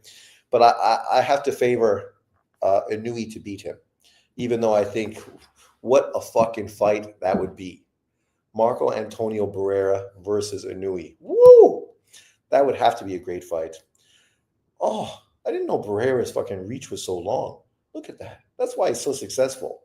5'6" with a 70-inch reach. Wow, that's impressive. He would have a definite reach advantage over Inui. 5'5" with a 67.5-inch reach. So almost a 3-inch reach advantage over Inui. So he could really establish that jab. Then you have Morales. My respect for Morales has really fucking improved and grown as I watched him. And look at him. This dude's like Floyd Mayweather, 5'7" with a 72-inch reach. I think Floyd was 5'8" with a 72-inch reach. For a fighter at 122 pounds to have a 72-inch reach is fucking unbelievable. No wonder him and Barrera was so good. If they could establish their jab, it's hard to fucking beat those guys, right? Boss, what's up? What's this bum Sean capping about? We're just looking at Inui versus some of the legendary 122-pound fighters. Boss, go away and do your black tribalism elsewhere. Sean is the best. I don't remember any of these guys by name, but I think I watched them before. Which guys? Based on hate, the Loma haters swear he lost to Jermaine Ortiz. I know. I know. But yet Ortiz fucking proved himself against Teofimo Lopez, right? Showing you that he was a good fighter because people feel he beat Teo, the same Teo that beat Lomachenko and injured Lomachenko, but nonetheless. So Barrera Morales, based on their reach, would be tough opponents for Inui. Then you get fucking Wilfredo Gomez, 44, 3-1, 42 knockouts from Puerto Rico, Bazooka. Oh, man. 5'5.5" with a 66.5-inch reach. So a little shorter arm reach than Nui. But can you imagine the matchup between those two guys? Holy fucking shit. What a bunch of bombers those two dudes would be. Fucking two of the hardest punching 122-pound fighters in boxing history. Whoa. I mean, I got to favor Inui because technically he's a better boxer. We saw, of course, Gomez get beat by Salvador Sanchez, who just took him apart and stopped him in his fight. Not to say that Inui is Salvador Sanchez, but there are some similarities between Inui and Salvador Sanchez. So I could definitely see him getting the best over him. Sean, my homie, relax. I knew Sean since 2013 when he was an LDBC ally and a GG fanboy. An LDBC ally? I don't know if that was ever fucking reality, that statement right there. Then who? Oh, a fighter I loved. Too bad he had bad hands, kind of like Shakur Stevenson. Jeff Fennick. Jeff Fennick was a great fighter. His fights with fucking Nelson Azuma, ooh, great. Great fights. A draw with Azuma, a knockout loss to Azuma. I think I'm going to go watch that fight again. End up losing to Calvin Groves and then lost to Philip Holiday and then had a win against Nelson when they were both old motherfuckers. But yeah, whew, I think Inui beat his ass too, even though Jeff Fennick was a good fighter. I can't believe Salisto Cabrera is up there with Rigo, Casemiro, Nishioka, Frampton, Vasquez, Zaragoza. Kennedy McKinney, good fighter. And then I don't even know how they have Wislak Wanglak up here. Did he even fight at this weight class? I don't think so. I don't think he's even fought fucking at 118 pounds. Oh, okay, he did recently and got beat.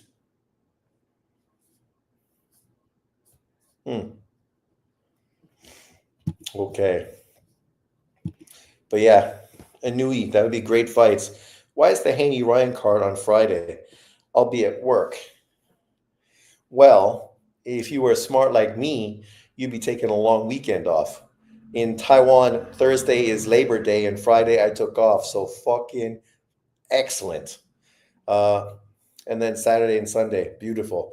Actually, the Inoue fight card might kill me. It might be Monday morning, my time in Taiwan. So that would be fucking shit.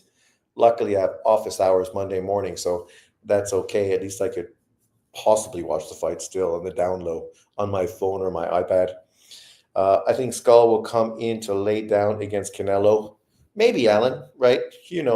But you think about for him, not that it's something that's necessarily viable, but a slick, long Cuban fighter, right? He could come in and try to do the same thing Erislandy Lara did to Canelo Alvarez at 154 pounds.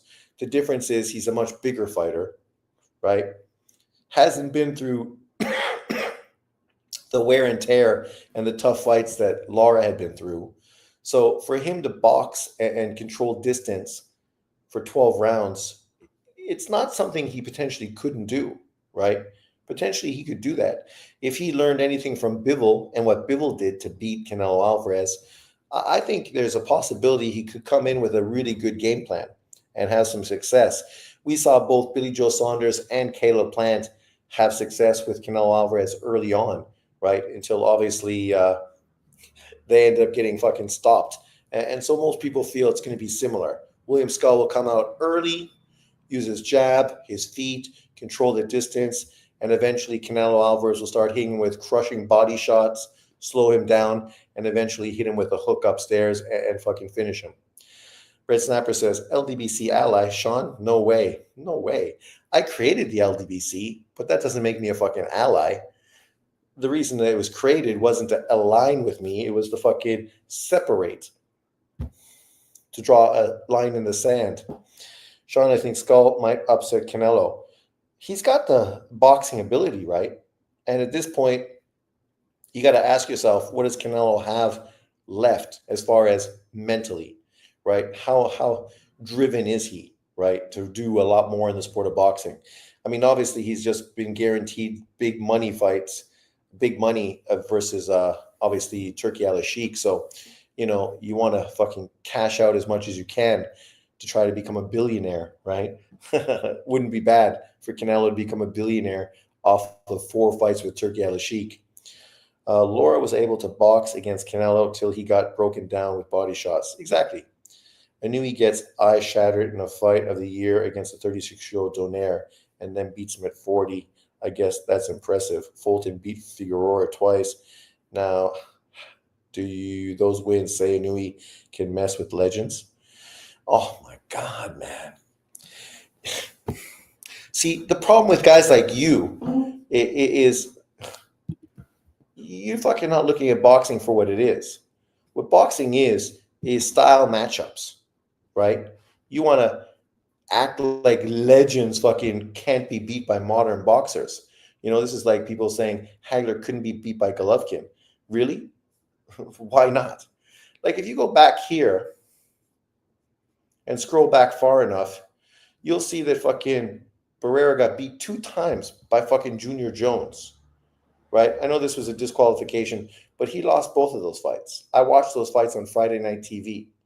I loved Barrera. And when Junior Jones beat him, I was like fucking gobsmacked. I was like crushed. I was like, ah. And then he came back, reinvented himself, right? And this was after that fight with Kennedy McKinney, who was part of the 1984 Olympic team.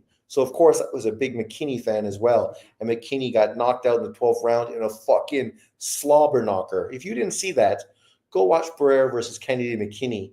Great fucking fight. But what that fight told you is that Barrera could get to. He could be gotten to, right? And that's exactly what Junior Jones did. Junior Jones capitalized on what fucking he learned from the Kennedy McKinney fights and fucking just beat Barrera. Obviously, Barrera then went on and improved, but look at some of the dudes he's fighting. He fought a guy before Morales that was 2-1-1. 2-1-1. Could Inoue ever fight a guy that was 2-1-1? Fucking never. Then he faced Morales, got beat. right? Fought good opponents, good opponents, good opponents, beat Prince Nassim, fucking legendary victory. I called that shit. Then beat Morales again, beat Johnny Tapia, Kevin Kelly, lost to Pacquiao. Nothing terrible about that. Paulie Alali beat fucking Morales again. Went on to have a great career. And then, of course, lost to Marquez, lost to Pacquiao, lost to Amir Khan, and it is what it is. But acting as if somehow Inoue doesn't fucking justify the conversation with these guys, that's the problem. He does. There's nothing wrong with talking about modern fighters with historical fighters. We can all have our opinions on how these fights are going to go, but they're worth having conversations about. It's like talking about any sport player today compared to sports people in the past. GG would be too strong for Hagler. G can't beat no damn Hagler. Sean, you tripping. See, once again, Hagler got beat by guys that weren't fucking on Golovkin's level. I didn't see Golovkin could beat him. I'm saying there's nothing wrong with having the discussion that Golovkin Hagler is a legitimate fight. It is fucking legitimate. The majority of fighters Hagler beat, fucking Golovkin would have killed. And then the biggest names Hagler had were fucking welterweights. And he lost to a fucking welterweight who hadn't fought in 3 years in Sugar Ray Leonard. So if he could lose to a fucking inactive fucking Sugar Ray Leonard, he could fucking lose to Golovkin.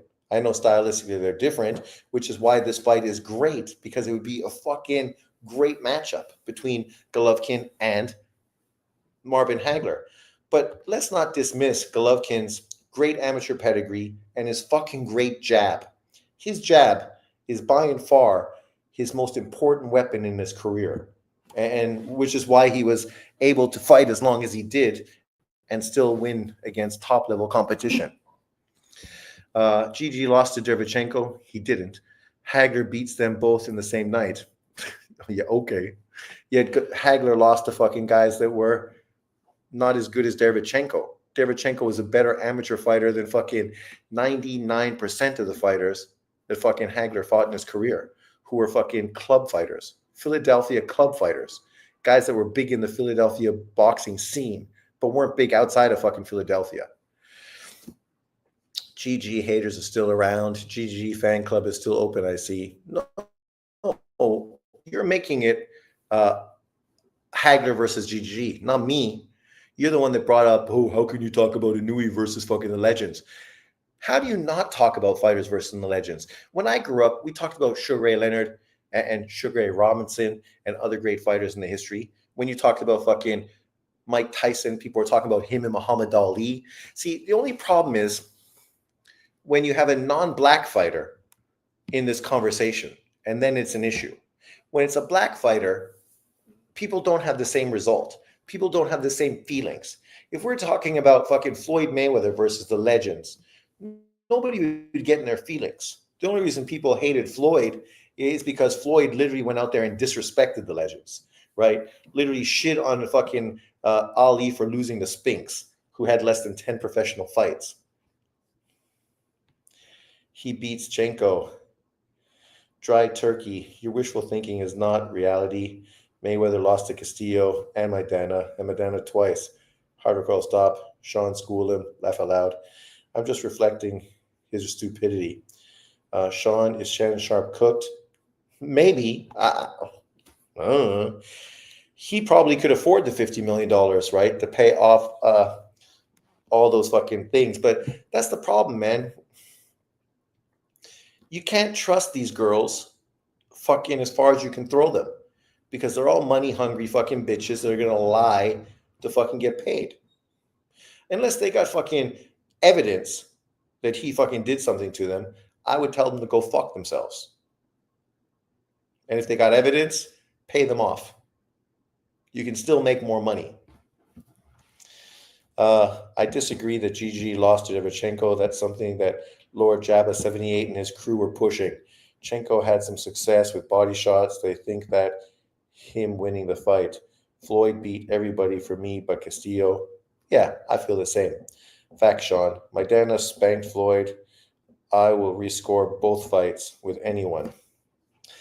I felt Floyd won the fight against Maidana, but Maidana definitely had a better than expected performance against Floyd. The problem is Maidana should never have fought Floyd. It should have been a rematch with Adrian Broner. That should have been the fight that happened. And Floyd should have went on to fight Amir Khan, right? That was the fight that people asked for, and it made more sense. Maidana had already been beaten by two fucking boxers already, right? Devin Alexander and fucking Amir Khan beat him. Dry turkey, all brothers love snow bunnies. I know I do. Snow bunnies. I like the Asian snow bunnies. They look real cute in those fucking costumes with the cool little hats and fucking soft furry stuff. Mm-mm-mm, mm-mm-mm, mm-mm-mm. That's why next winter I'm going to Japan to go skiing.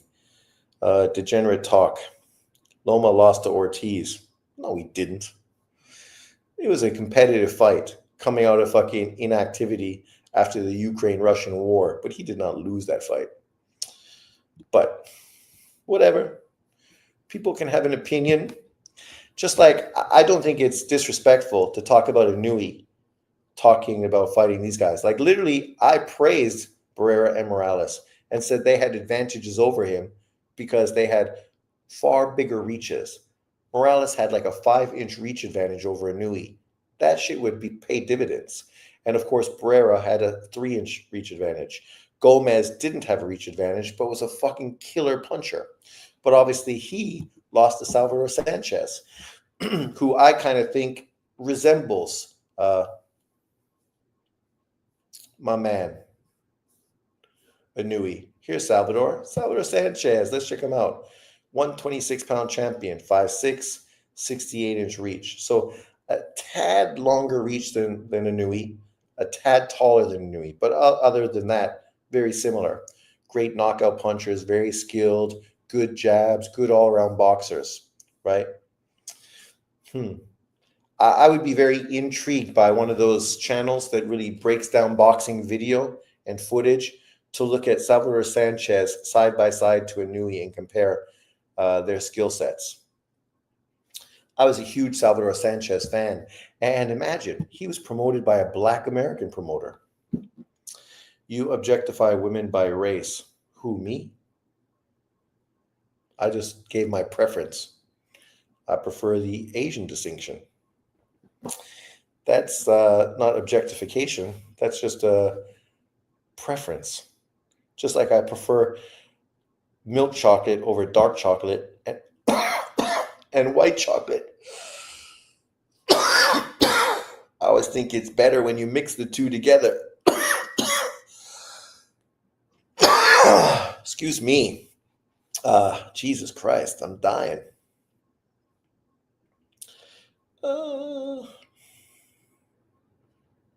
Mud sharks, what's that? Loma hate is real. Well, that's true. Loma clearly won competitive fight against Ortiz. Your estrogen levels are too high. Not true at all. I objectify women by their bodies. No dry turkey. Allen, I know they didn't lose. Canelo lost to Laura.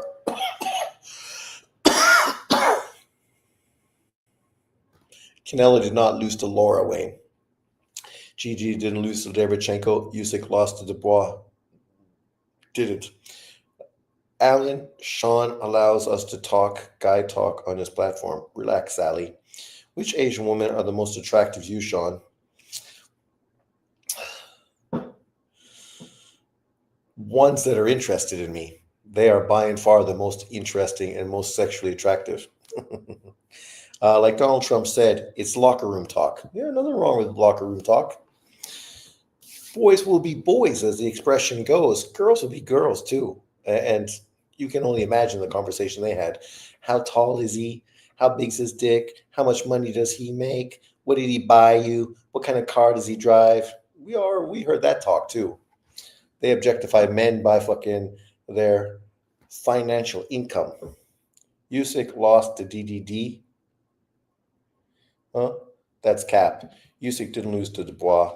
Stop the madness. Thai women are the most beautiful, in my opinion.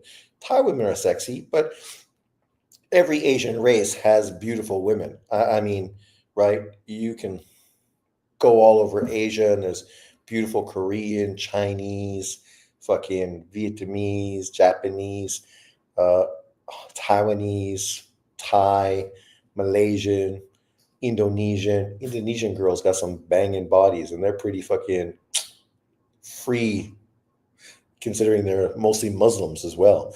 Uh, you can't really be go wrong. I mean, obviously there's unattractive women everywhere, but there's also super fucking attractive women. The only problem with Korean women is 90% of them aren't real. So if they do look super attractive, they probably have fake eyes, fake nose, fake breasts, and maybe some fucking fillers here and there. At least with the other countries, if you see a beautiful woman in Thailand, the Philippines, Taiwan, Indonesia, they're pretty much 99% fucking natural. So, obviously that's nice. If you mistakenly get them pregnant, at least you know your kids are going to come out and look like them, not look like this. Bring back the Trump wig. It's there. I'll get it next time. It's just kind of hot now, so wearing that shit's just going to make me sweat my nads off. But yes, the Trump of the YTBC is never far away. Soon I'm going to put it on Lily, and Lily can wear it, and I'll just flash fucking little signs of Lily Trump over there. Brazilian beaches look like paradise. The problem is, once you step off the beach, fucking somebody sticks a gun or a knife into your ribs, takes all your money, or fucking, if it's worse, they fucking take your organs. So, you know, you pick up a girl in fucking Colombia, Venezuela, Brazil, you may never be seen again. At least for the most part in fucking Asia, uh, you're pretty safe from that happening. Even though I have seen, what was I looking at? Some place in Cambodia, right? Some bars, some casinos were totally fucking jacking up hot fucking Asian girls and kidnapping them, and they just disappeared. And apparently Taiwan, it's a lot. Here, let me Google it. I guarantee you it fucking pops up. Because I have a video on YouTube and I never hear anything about it. And then I Googled it, and it was like fucking true. Like 333 girls in Taiwan have just disappeared, right? So fucking slavery, man, sex slavery is still fucking something that goes on. It's just people don't talk about it. Taiwanese women who've been kidnapped and sent to Cambodia.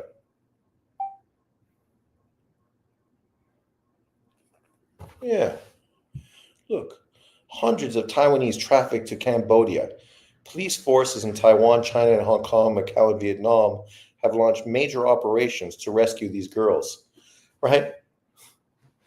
Like, that shit's fucking mental, right?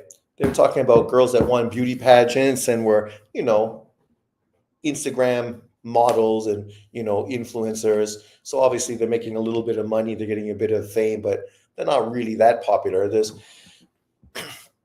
a million fucking girls in Asia that are fucking big on TikTok and social media, and all hot as fucking hell, right? And they just fucking go for modeling gigs and just disappear and are never seen again, right? Until some dude goes to fucking one of these casinos, pays to fucking get a little action on the side, and sees one of those girls and is like, hey, that's fucking that girl. And then goes back and tells people. My friend was shot and robbed for his Rolex in Bogota, Colombia. He survived though. You gotta ask your friend what the fuck is wrong with him. Why is a dude in fucking Colombia wearing a fucking Rolex? Like, some people got no common fucking sense. You can have money, man, but you don't flaunt that shit in countries like that. The girls in fucking Colombia, they will fucking take you home, drug you, you wake up fucking with everything gone, and you don't even know what the fuck happened. And the dude's waiting for them outside, right? So it's all fucking set up and organized. Like, you go on YouTube and you find a million fucking videos breaking this shit down all over the place. So who's gonna wear a fucking Rolex? Even a fake Rolex. Like, I went to South Africa, and all my South African friends told me horror stories, right? I never had any problems. I never had problems in Thailand, the Philippines, and we went to some dodgy areas, right? But you just got to use some common fucking sense, right? For the most part, you're probably going to be fine. But you don't want to fucking put like a fucking stamp on your head that says, I'm a victim. Victimize me, please. Right? Wearing a Rolex. Oh my God. Sean, the Golden Triangle area between the borders of Myanmar, Thailand, and Laos is also crazy. A lot of human drug trafficking through them areas. Sure, of course. But then once again, you got to ask yourself, what the fuck are you doing in those areas? You're off the beaten track. You're not in the tourist area. You're doing what? Putting yourself in a position where dudes are fucking growing fucking drugs, selling it, importing it, and some fucking white dude walking in this area doing fucking some adventure fucking seeking. It ain't gonna work out well for you because no one's gonna miss you. They put a bullet in your head, they fucking bury you, use you for fertilizer, and nobody's ever gonna see you again. And they're not gonna know what fucking happened to you. No one's gonna see you again. You ever see the movie Taken by Liam Neeson, yes. I always think Turkey is the Indian boss snatching up girls. Well, not him, but in Saudi Arabia, that shit's totally happening. You see the yacht girls, right? Yacht girls are a very big thing. They will pay all these famous models and some actors, like famous Hollywood actresses that are maybe not A side, but are like B, one big role and they would be, of course, super famous.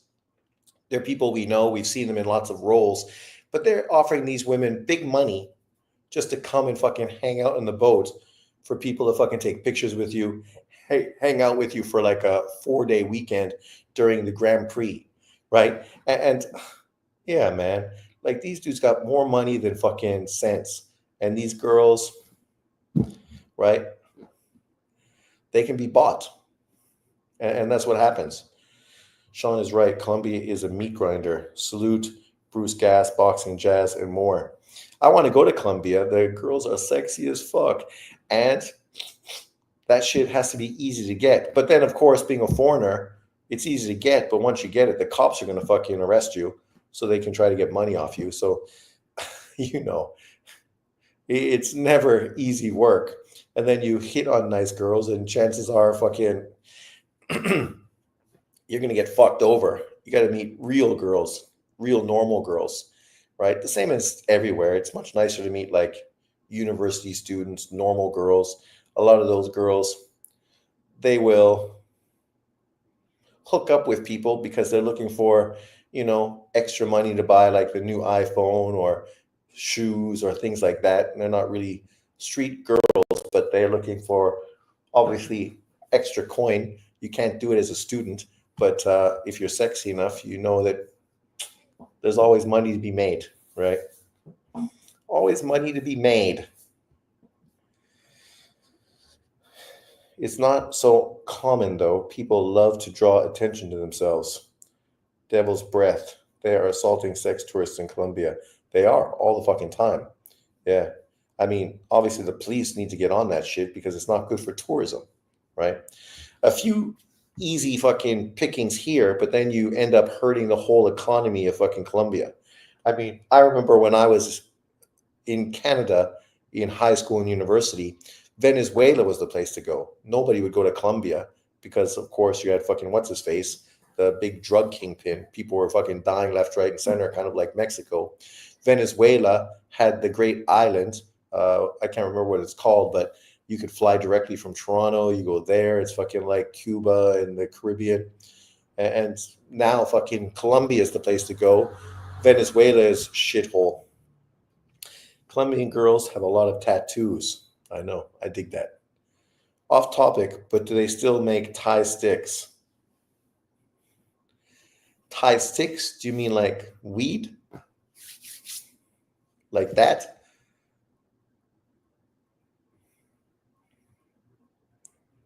When you say Thai stick, you mean like the herb, the ganj? Nowadays, I think in Thailand, because weed was legal for a while, it's like Holland, man. You go everywhere and there's like dudes coming up with 5 different strains, breaking it down for you, telling you exactly what the different strains are. I want to partake. I'm going to Thailand in July. Wearing a Rolex in Colombia is like walking bare ass in front of Diddy. Exactly. Weed, yes. They were big during the war. Well, nowadays, I mean, I don't think they're focused so much on that because now the market is so much more open, right? And a lot more cultivated than it used to be. It's not a lot of fucking weed growing in fields like it used to be. It's a lot more like Canada, hydroponic and fucking really good weed and, fucking wheelchair weed and a lot nicer. But it's kind of like when you go to Manali, northern India, they would do that, and they would call it, they would walk through the fields with big gloves, right? And they would just fucking walk through like this, and fucking you just get the long fucking sticks that they just break and sell it to you like this, and of course you just break it up and smoke it, and so fucking, you know compacted and good. Manali weed, you can Google it. Manali, India, up near Nepal. Thai sticks are legendary. All I know is when I went to Thailand, it was well after the war. I mean, you're talking like the 70s. uh, when I went to Thailand, it was the 90s. So the weed I was getting was just, well, mostly it was just fucking grown bush weed, but just sold like normal weed, mostly in the islands, right? And then a lot of hash, a lot of opium, uh, a lot of mushrooms. They still are. What still are?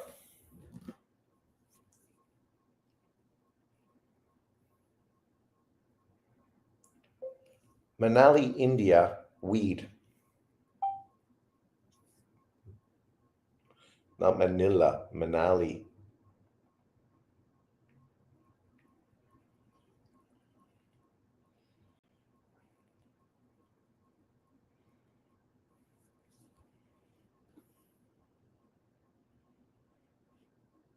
Is that what you mean? Looks like that.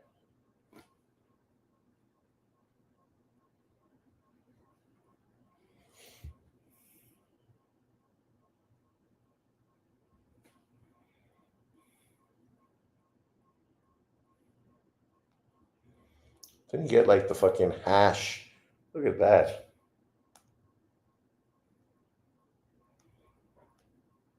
Got some good hash. This looks nice. Look how fucking dark that is. That's some fucking nice hash. And then you can still see all the fucking plant pieces and shit in there. Mm-mm-mm. Uh, Ask it, OG. Sean, have you ever been to Vietnam? I've always been fascinated by the Mekong Delta, but heard there's very dangerous regions too when it comes to trafficking.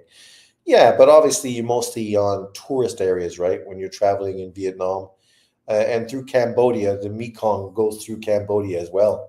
So that's a normal part. Like when I went to the big temples, we went up the Mekong River to get there. So yeah, obviously you're not walking through; you're doing tourist stuff, so it's not such a big deal. Bushweed, Sean, do Taiwanese women know how to cook? Um, some do, some don't. My ex-girlfriend, she loved to cook. She wasn't bad. She liked to experiment and try something new, so she spent lots of time cooking. She enjoyed it, so her cooking wasn't too bad. Other people, right, not so much. They become very in Taiwan, you don't need to cook. It's kind of cheaper not to cook because when you cook, you have to buy ingredients, and if you're only cooking for 1 or 2 people, it's often not affordable, right? It's better to just buy street food and stuff, which can be really cheap and reasonable and good because obviously places specialize in certain dishes. So you go to this place for noodles, you go to this place for, spicy chicken, you go to this place for stinky tofu. So it's very specialized. So, and it's not very expensive when you're eating Taiwanese food. So they will just do that. And obviously they're working, their husbands or boyfriends are working. So then you just drive by in a scooter. The rep places are all beside each other. So you just go here, there, and there. You grab stuff and just can go home and, Bob's your uncle. Sean, those fried chicken balls that they sell as street food in Taiwan are very popular. Fried chicken balls.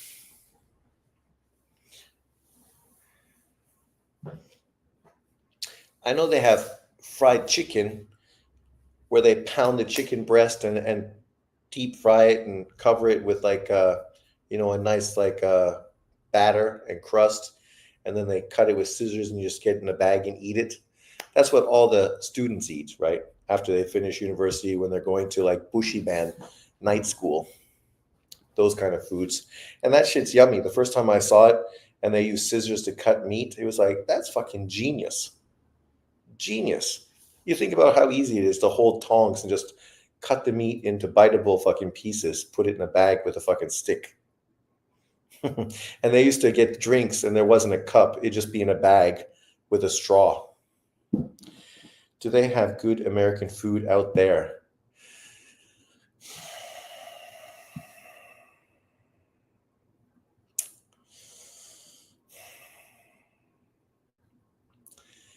Taipei, you probably have a lot more choice than you do in Taichung.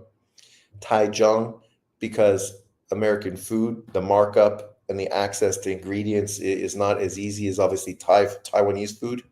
So the markup is, you can buy Taiwanese noodles for like 60 NT. And then you buy Italian spaghetti noodles, like pasta, for like 320, made by Taiwanese people. So you're going to buy Italian food made by Taiwanese people with a fucking almost 300 NT more markup. Or you could buy Taiwanese noodles made by Taiwanese people who made the noodles fucking, their moms made it, their dads made it. Now they took over the business and they're making it the same way, and it's 60 NT. So the foreign food is getting better, but the problem is it's hard to have a restaurant stay open because it's hard to compete because the markup is so expensive, and normal people, they will eat it occasionally, but they won't eat it all the time. So you don't necessarily have a booming business. Like I go to a Greek restaurant, which is just a few blocks down from my house, great patio, good atmosphere, always nice hot girls there, sports on TV, drinks are not cheap, but that's where they make their money. Their food, their Greek food it's okay. It's okay. Sean, are Taiwanese people hospitable and friendly from your experience? Very. Like, for instance, if you were to ask someone for directions, would they stop and help you or just ignore you and walk away? Well, if you're in Taipei, people might not be as friendly as they would be, obviously, everywhere else.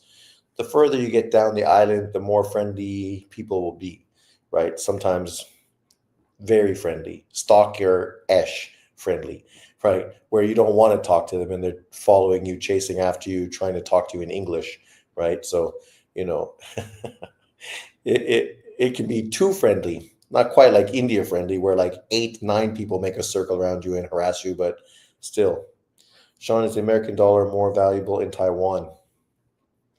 I'm not sure what the current situation is. The market, it's always been around the same, always around 32, 34. So 34 NT is like $1. So when I say noodles, it's like $2 for noodles. 300 and something dollars obviously is fucking super expensive. Over $10 for noodles, getting more. So, that's the difference. You can get Taiwanese noodles for $2 American. You get spaghetti for fucking $12. So, you can understand why people are eating Taiwanese food.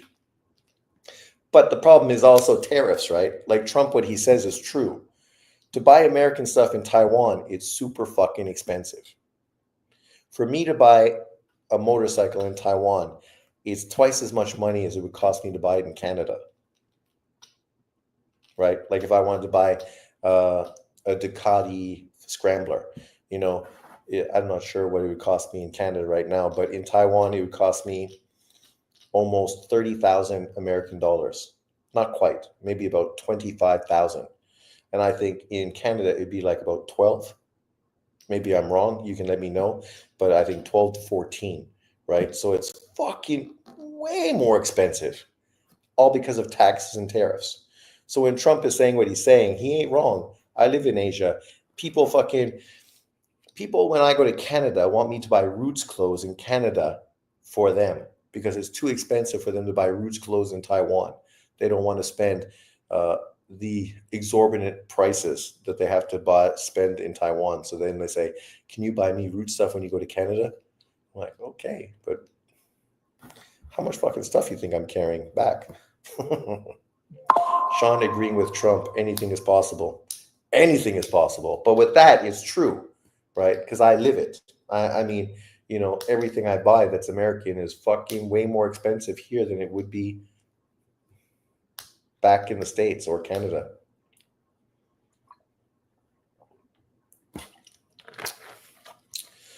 So, but obviously, inflation also hit Taiwan. Is tariffs a good or bad thing?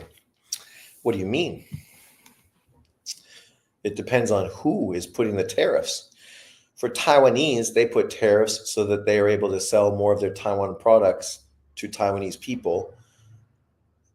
So they tax fucking American stuff and put huge fucking tariffs on it so that people that want to buy it can, but it's super expensive.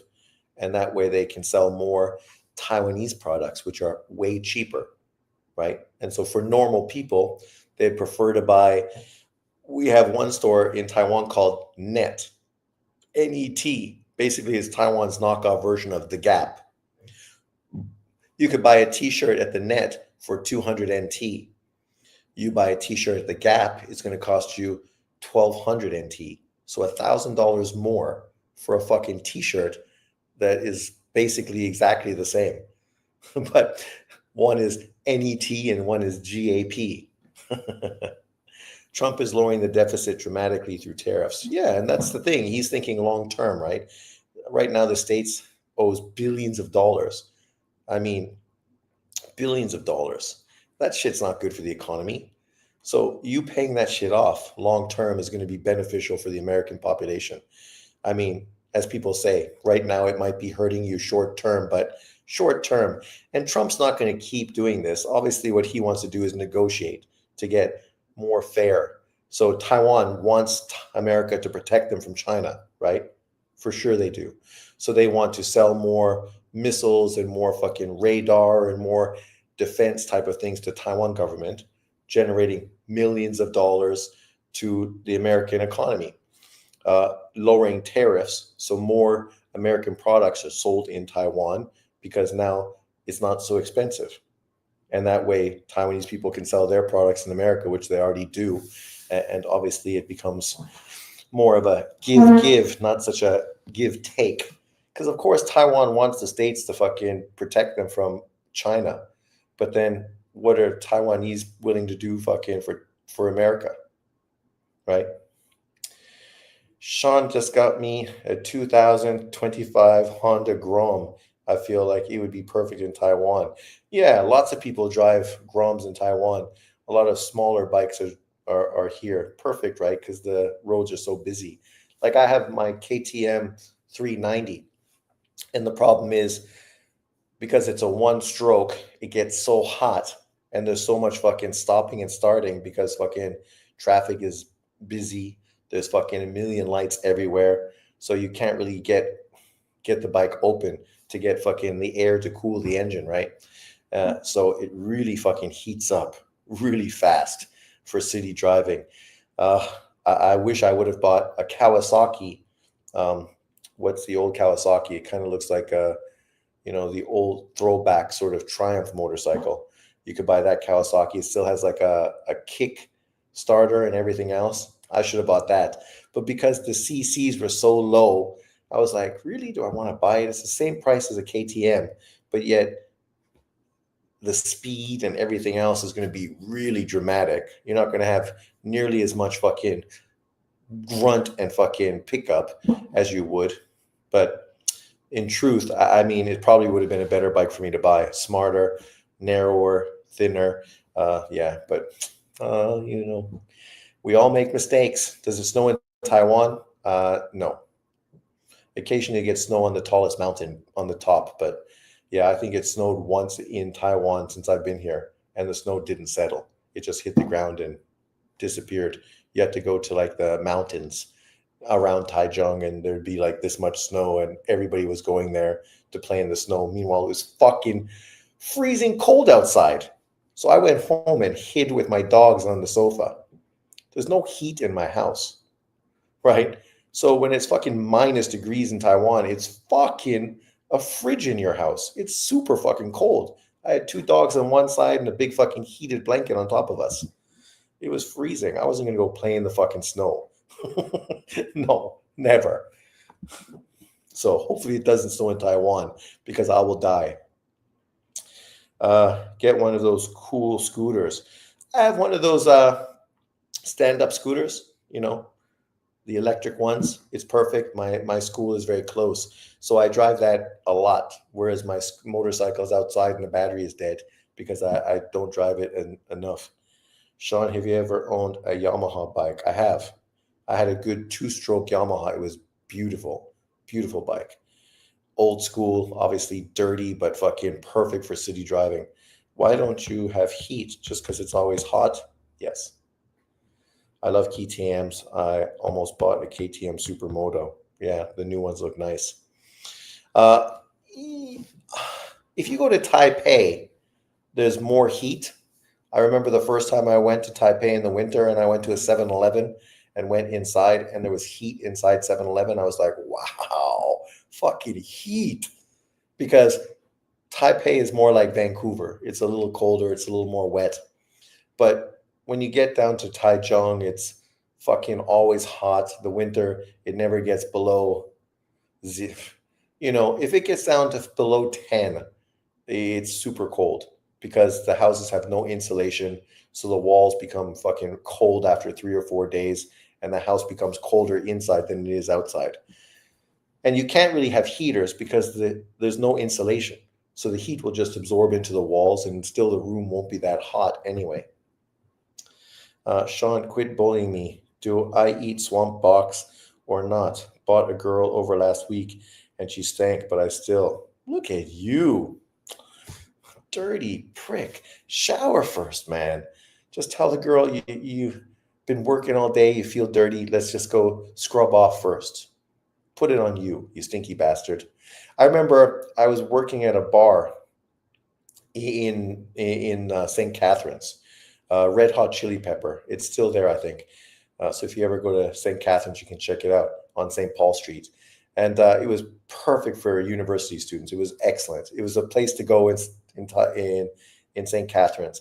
And there was a girl that worked in the pizza thing in the front, super cute. She was like high school girl. Man, I took her home once.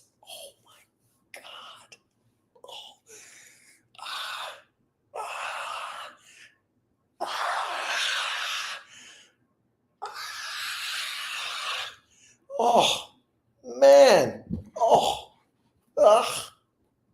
Terrible. Oh, talk about fucking killing a boner. Oh my God. I was so excited to get on that. And then it was just fucking terrible. And then I brought her home again another fucking time, and it was the same fucking thing. You figure one time, right? Sometimes shit happens. I dated a girl in high school and she never fucking stunk. She was pristine. This sexy mulatto black girl, older, right? Excellent, perfect for a younger guy. Date an experienced older woman. But then the one day she snuck over to my house late at night, and oh my God, fucking she left my house. My fucking cock stank. My fucking bed stank. It was just fucking a cloud in my room. It was just like, oh my God. Jesus Christ. I don't know if I can look at her again after that because it just, oh, God damn. Man, whew. Girls should be like dudes, right? If we know we're gonna fucking have sex, we fucking beat off first, so we fucking get that first load out of the chamber, right? To get ready for fucking a long, good night. Girls need to fucking finger dip, man, and then see if everything is okay. Because Jesus Christ, like you go down there face first. Luckily, excuse me, in all three of those cases, that didn't happen. But oh my God, that would have been fucking the worst thing ever. Oh my God. Oh my God. Sean, do you feed your dog raw meat? I don't. I don't. I know I probably should, but yeah. I don't cook, so I don't usually buy meat. So, you know, I probably should.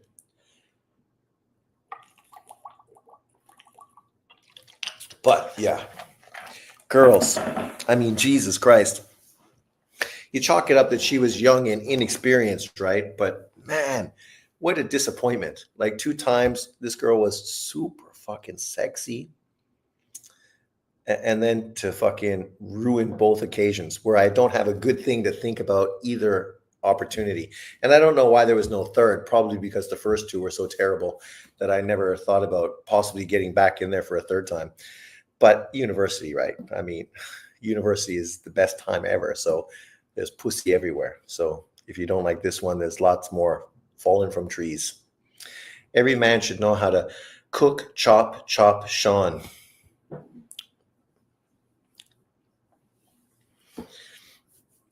Oh, university was great.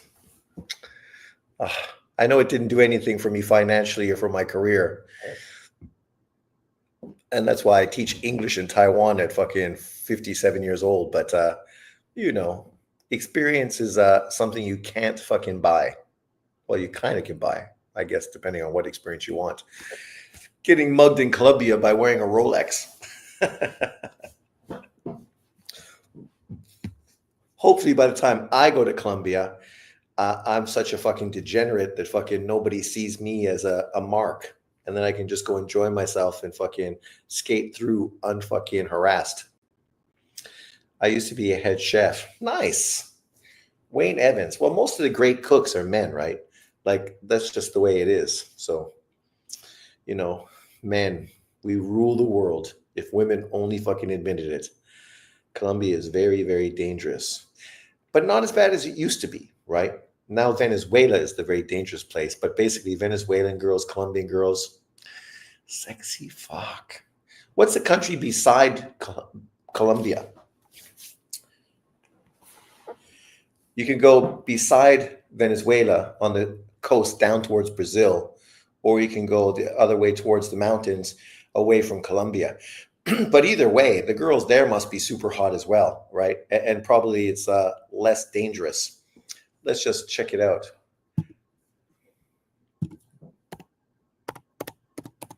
South American map for dummies. Man, can you just give me a fucking big map? I don't understand why it's so difficult to get maps.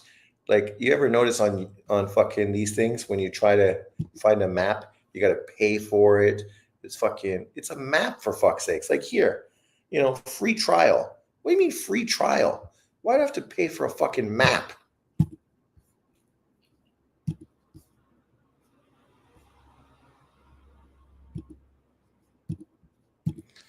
I just want a map. I don't want fucking the aggravation. Come on, people. Give a guy a break.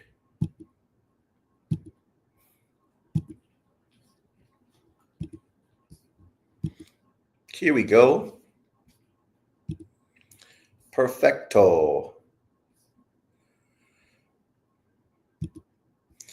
So what's that? Ecuador. Oh, okay. So Ecuador, it's right on the border of Colombia. So you probably got some sexy bitches there too. And it's probably not nearly as dangerous. And then, of course, here you got Guyana, Georgetown. Fuck, I don't know if you want to go there. Wasn't where all those Americans fucking ate poison and killed themselves? Suriname, Guyana, French fucking Guyana. Yeah, I mean, I think if you go to any of these fucking countries, one, two, three, four, five, six, there's going to be some serious fucking pussy, some sexy girls. And then, of course, Brazil is there, sexy girls.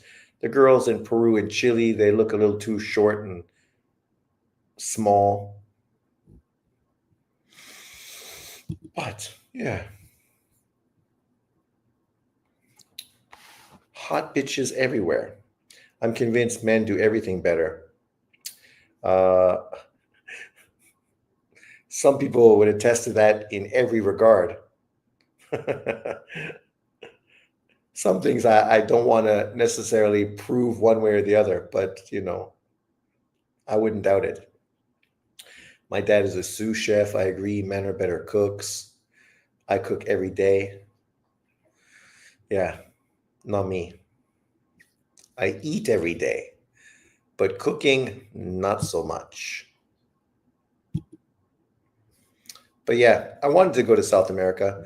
I would have loved to go to Machu Picchu, but now I feel it's overdone. Overdone. Now they have a train that goes there. It's just a bunch of fucking fat Americans and old people, and then a bunch of fucking people selling you shit, and yeah, a bunch of garbage that I don't want. So, what's up, Jag? 9:37. Oh, you're West Coast, right? What time is it for you? I take that back. I do get tired of cooking, so I do eat out sometimes. Well, you live in Kentucky, so you must have some fucking great fucking places to eat. I mean, I know people are often critical of America, saying, "What's American food? What's Canadian food?" But come on, man. There's a lot of great restaurants in the States. I mean, even a chain restaurant like Stuckey's. Stuckey's was excellent for a Canadian kid driving down to fucking Florida and South Carolina. I love Stuckey's. Those peanut butter fucking logs I would buy, man, I wish I could buy those now in Taiwan. Those were yummy and just breakfast places, but just good. I just eat lots of eggs. Lots. Look at him. He's trying to bulk up. He's like fucking Ben. I'm not on roids. I just eat lots of eggs. That's why his fucking gas fucking knocks out elephants. Don't be behind him in a line. That could be fucking the end of your life. Right, Lily? Jag's gonna fart up a storm. Fucking the paint's gonna fall off the wall. Not like you. You're a real lady. You don't fart. You toot. The funny thing is when she farts, she fucking scares herself. And then she looks at me like, what the fuck? What happened? I'm like, don't look at me. I didn't do it. That was all you. Whereas my lab, fuck man, she farted like crazy and it was some stinky shit. Because labs, they eat fucking everything. Oh my God. Sean, you ever had a tiger encounter in Taiwan? Tiger? At the zoo? There's no tigers in Taiwan. I mean, there's bears in Taiwan, but they're like midget bears with a V on their chest, and you'll never fucking see any of them. You could go through the mountains everywhere. You'd be lucky to see any of them. The Aboriginal people killed those fuckers a long time ago. They're the ones that still have guns and eat fucking everything. They are true Aboriginals. But yeah, no fucking tigers. You got to go to China for that. Pickled eggs. I can honestly say I've never eaten a pickled egg, right? I know my dad used to eat them at the bar because they have like jars of pickled eggs. I like eggs, but I was never fucking interested in eating a fucking pickled egg, even though I like pickles, dill pickles. Sean, is it wrong for a 56-year-old man to date a 19-year-old girl? Oh no, it's so right. It's so right. If you're 56 and you can pull a 19-year-old, you enjoy it for as long as it lasts. It's not going to last forever. It's not even going to last that long.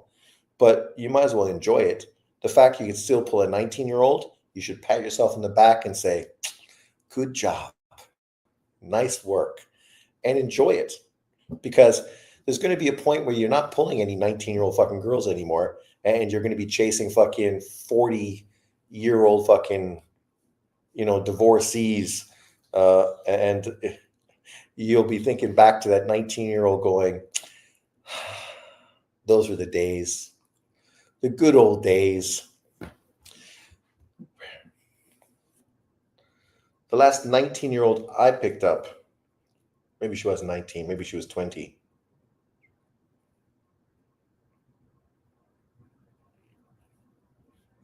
Indonesian. I tried to pick up a young Filipino girl, super beautiful, great singer, but she was such a nice girl. She wouldn't talk. She would go out with you, you go eat and you go do stuff, and she just wouldn't say anything. It was like fucking getting her to talk was so difficult. It was like pulling teeth. And then you could kiss her a bit and make out a little, but she was a good Catholic girl, so it was hard to fucking get anywhere with her. So that died out at 57, 56 years old. You're like, how much do you want to work on that shit? I don't got time for that. Nobody's got time for that shit.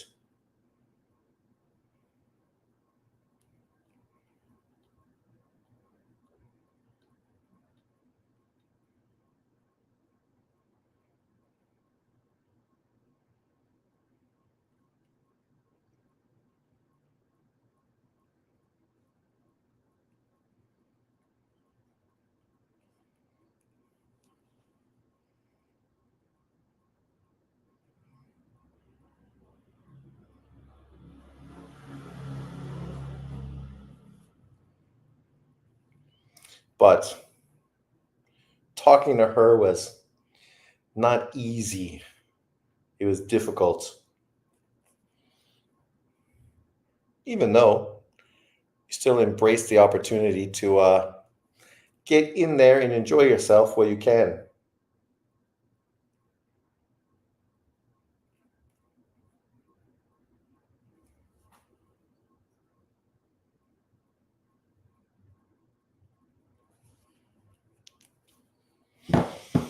So, if you can, just think of yourself as what's his face? What's his name? Who is it? Who's the actor that he stops dating every girl once they turn 25? Shit. Why can't I think of his name? Leo DiCaprio, right? Leo DiCaprio, he's got enough money that he could pick up 19-year-old girls and date them until they're 25 and then kick them to the curb and date new ones. And what's the problem? He got lots of money. He can do what the fuck he wants.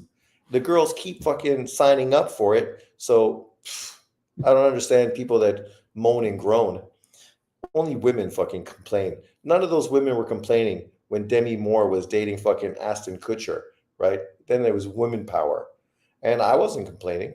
I mean, if Ashton Kutcher wants to date a fucking 50-year-old woman, okay, go crazy. I think the other girl was much better. What's her face? But, everybody's got their own interests. Europeans love pickled foods. At 42, I wouldn't date a 22-year-old, 20-year-old.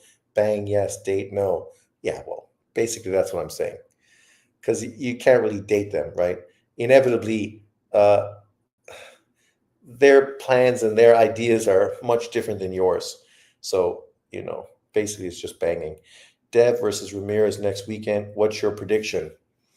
I think Devin's going to win, right?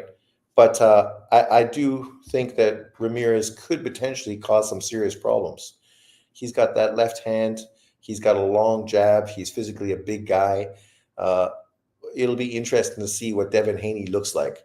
That's the outlier, right? We don't know what this new version of Devin Haney is going to be like.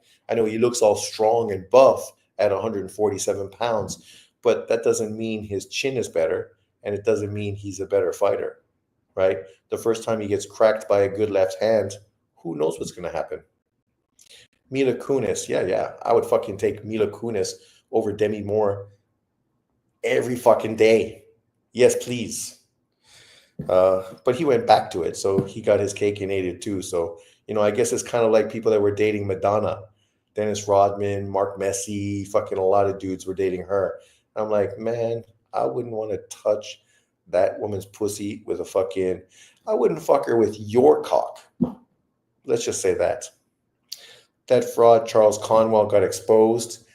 Well, it's not that he's a fraud. I said in my buildup that Garcia was going to be a tough opponent. Taller, longer, great chin, good gas tank, a guy who's been in some good fights, never got really beat by anybody. I mean, I know he took a few losses, but it's not like he got his ass beat.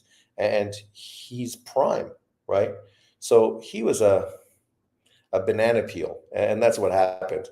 A banana peel that Conwell was looking past, looking for bigger opportunities. I think Ramirez is a live dog because of his pressure and work rate. Devin is fragile and chinny.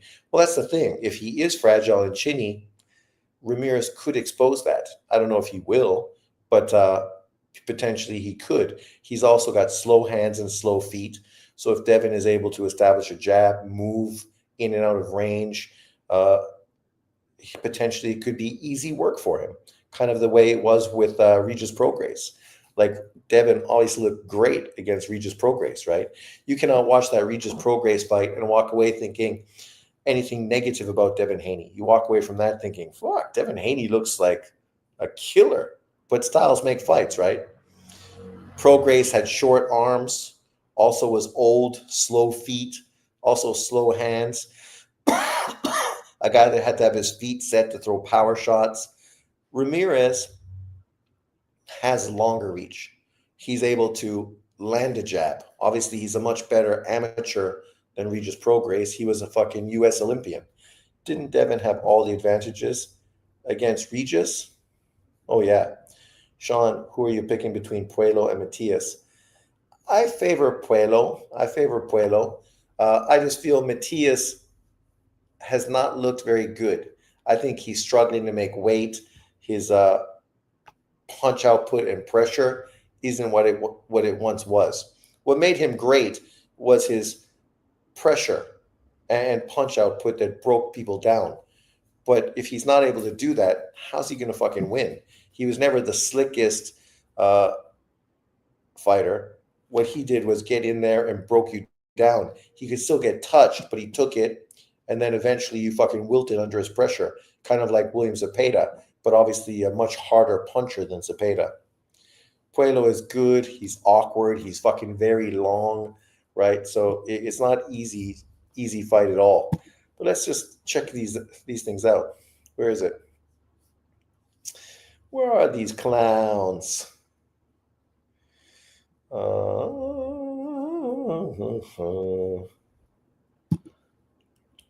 Most followed. Golovkin is still top 10 most followed. Devin Haney.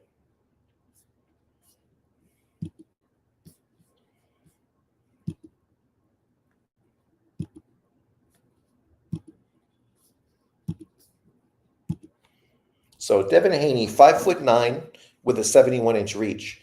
In this fight, he's going to be shorter and he's going to have the shorter reach as well.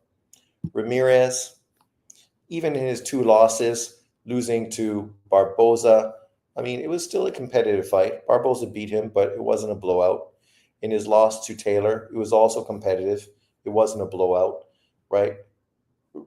Taylor had those knockdowns, which were really the difference in winning the fight. Bounced back with wins over Petraza, Comey, and fucking Bartholomew, Rances Bartholomew. 3 solid wins. You lost to Barboza, but Barboza's good. You look at Barboza, he's like 5'9" with a 72-inch reach. So a longer reach than Devin Haney. This guy, 5'10" with a 72-inch reach. So if he's able to establish his jab, it could be a very difficult night for Devin Haney, right? It all depends on Ramirez. Obviously, he's not got fast hands, but if he's able to time Devin Haney, then the fast hands aren't going to matter so much, right? Devin Haney's giving up 1 inch in reach, 1 inch in height. So, they're basically similar in size. Whereas Regis Prograis, how much smaller was he? Regis was 5'8" with a 67-inch reach, giving up 4 inches in reach to Devin Haney with a shit jab and slow fucking concrete feet, right? He was never able to get into range to fucking land anything. So, yeah. So I think it could be a entertaining fight. Who's got the most chances for upset? There is something of Jared Hurd and Matthias. He might be going the same path. Well, that's kind of similar, right? Kind of staying in your division too long, and then not being able to make weight comfortable anymore, not having the output and the punch endurance that you once had. And yeah, I mean, we saw what happened to Hurd. He should have moved to middleweight earlier in his career, but he didn't. I would say Barboza versus Tio probably is the most chance for an upset. That's the one I would predict most likely to be an upset. Regis had to sit down to scratch his balls. I'm just not a Haney fan, but he's good though. Barboza spoiled to beat Ramirez, so I think Haney can do the same. Yeah, exactly. I think it's similar, right? What Barboza did that was successful against Ramirez, I think that Devin Haney should be able to do that as well. I don't know if he could do more, but we will find out. Good, but nothing special. Always fights smaller guys and looks average. Barboza suck. I'm sorry. Barboza doesn't suck. Come on, man. Let's be fair. Well, how can you say the dude sucks? Let's be real. He never lost anyone. Tio blatantly ducked his ass for years, right? He's 30-0, not a big puncher, only 11 KOs. Good size, good reach for especially 140 pounds. You look at his resume: victories over Catterall, Ramirez, Don Jenny, which is a solid win, Petraza, solid win, Zorillo, solid victory, Moran, Sequedo, not bad. Obviously, once you get down here, it becomes less stellar opposition. Mike Reed, whatever happened to Mike Reed. But, I think for him, this could be a making career type of victory. If he beats Lopez, we can expect bigger and better things moving forward. Not that I think he's elite or a pound for pound type of fighter, but he's definitely not an easy out. For his opponents, he should destroy them, not just outbox them in boring decisions. Are you talking about Barboza or are you talking about Haney? I give Haney credit for his heart. After the first knockdown against Ryan, he looked completely finished. Haney, the only man to not drop or stop Gamboa. That's true. I think it's funny where people are talking about how now at 147 pounds, Devin Haney will be a harder puncher than he was before. It's like, how long have you fucking watched boxing? I mean, some dudes just don't punch fucking hard. It just is what it is, right? The best thing he could do is kind of put the body work in that he invested in Lomachenko. Investing more body work into opponents potentially could get him those knockouts. Kind of like how Lomachenko gets guys out by breaking them down to the body. But as far as a puncher, he's not a puncher. Usyk is a very underrated puncher. He looks like it. He looks like when he wants to set down on a punch, he's got some pop, but he's also 220 pounds. So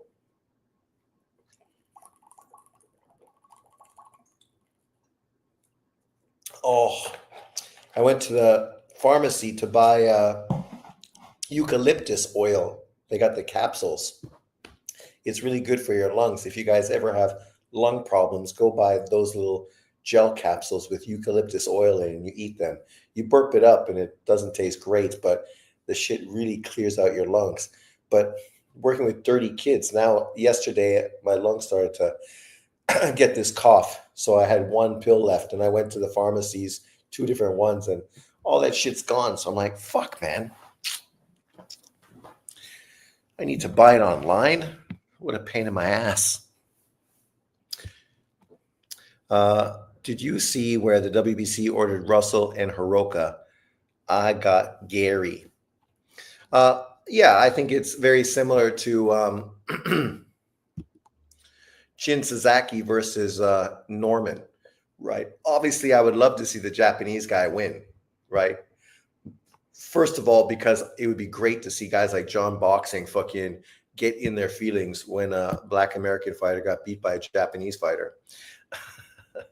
That would be fun just to see their reactions. But you got to be fair, right? Hiroka is not bad, but the fights I've seen him in, something's missing. 24-0, 19 knockouts. He's got power. I mean, look, 6 foot tall, basically with a 74-inch reach. Those are Boots Ennis type of fucking measurements at 154 pounds. I mean, 140 pounds. So pretty impressive. Destroyed Barbosa. But outside of that, who's he been fighting? Bomb fucking ass opponents, right? He beat Jin Sasaki back in 2021, knocked him out in 11 rounds. That's the best win on his resume. And of course, old Ismael Barroso, which earned him the opportunity to fight Gary Russell. But I mean, Gary Russell. What's Gary Russell done? How come Gary Russell's not even listed? Where's Gary Russell? How come he's nowhere to be seen? That's crazy. He's a world champion, so he should be listed somewhere. Ah, there he is, number 17. How's Gary Russell number 17? BoxRec is fucking mental. That's an ugly fucking earring, man. But 5'10", 69-inch reach. He's giving up 5 inches in reach, right? Which is pretty significant. We know the Russell boys, they got short reaches. He lost to Puelo, who also had a long reach, was able to beat him. So maybe he could win. Francis Bartholomew was tall with a long reach, got knocked out in 6 rounds. Postau was long, not really long, but obviously tall, got knocked out in 10 rounds, not great wins. He beat Jose Valenzuela, great performance. Like, I'm pretty sure the dude was on the juice hard that fucking fight because his punch output was unfucking believable, right? But I do expect Russell to win, just like I expect Nelson Howard, the 147-pound guy, to win. If you don't punch hard, you either need speed, volume, or gift decisions. Nobody beating Boots at 147, I promise. Yeah, I feel the same. I thought Puelo beat Gary easily. Boots is a knockout waiting to happen. Who's going to knock him out, though, Alan? He's been in with good punchers. He's got touched, and he absorbed that shit like it was easy work, right? Like, I always thought it's kind of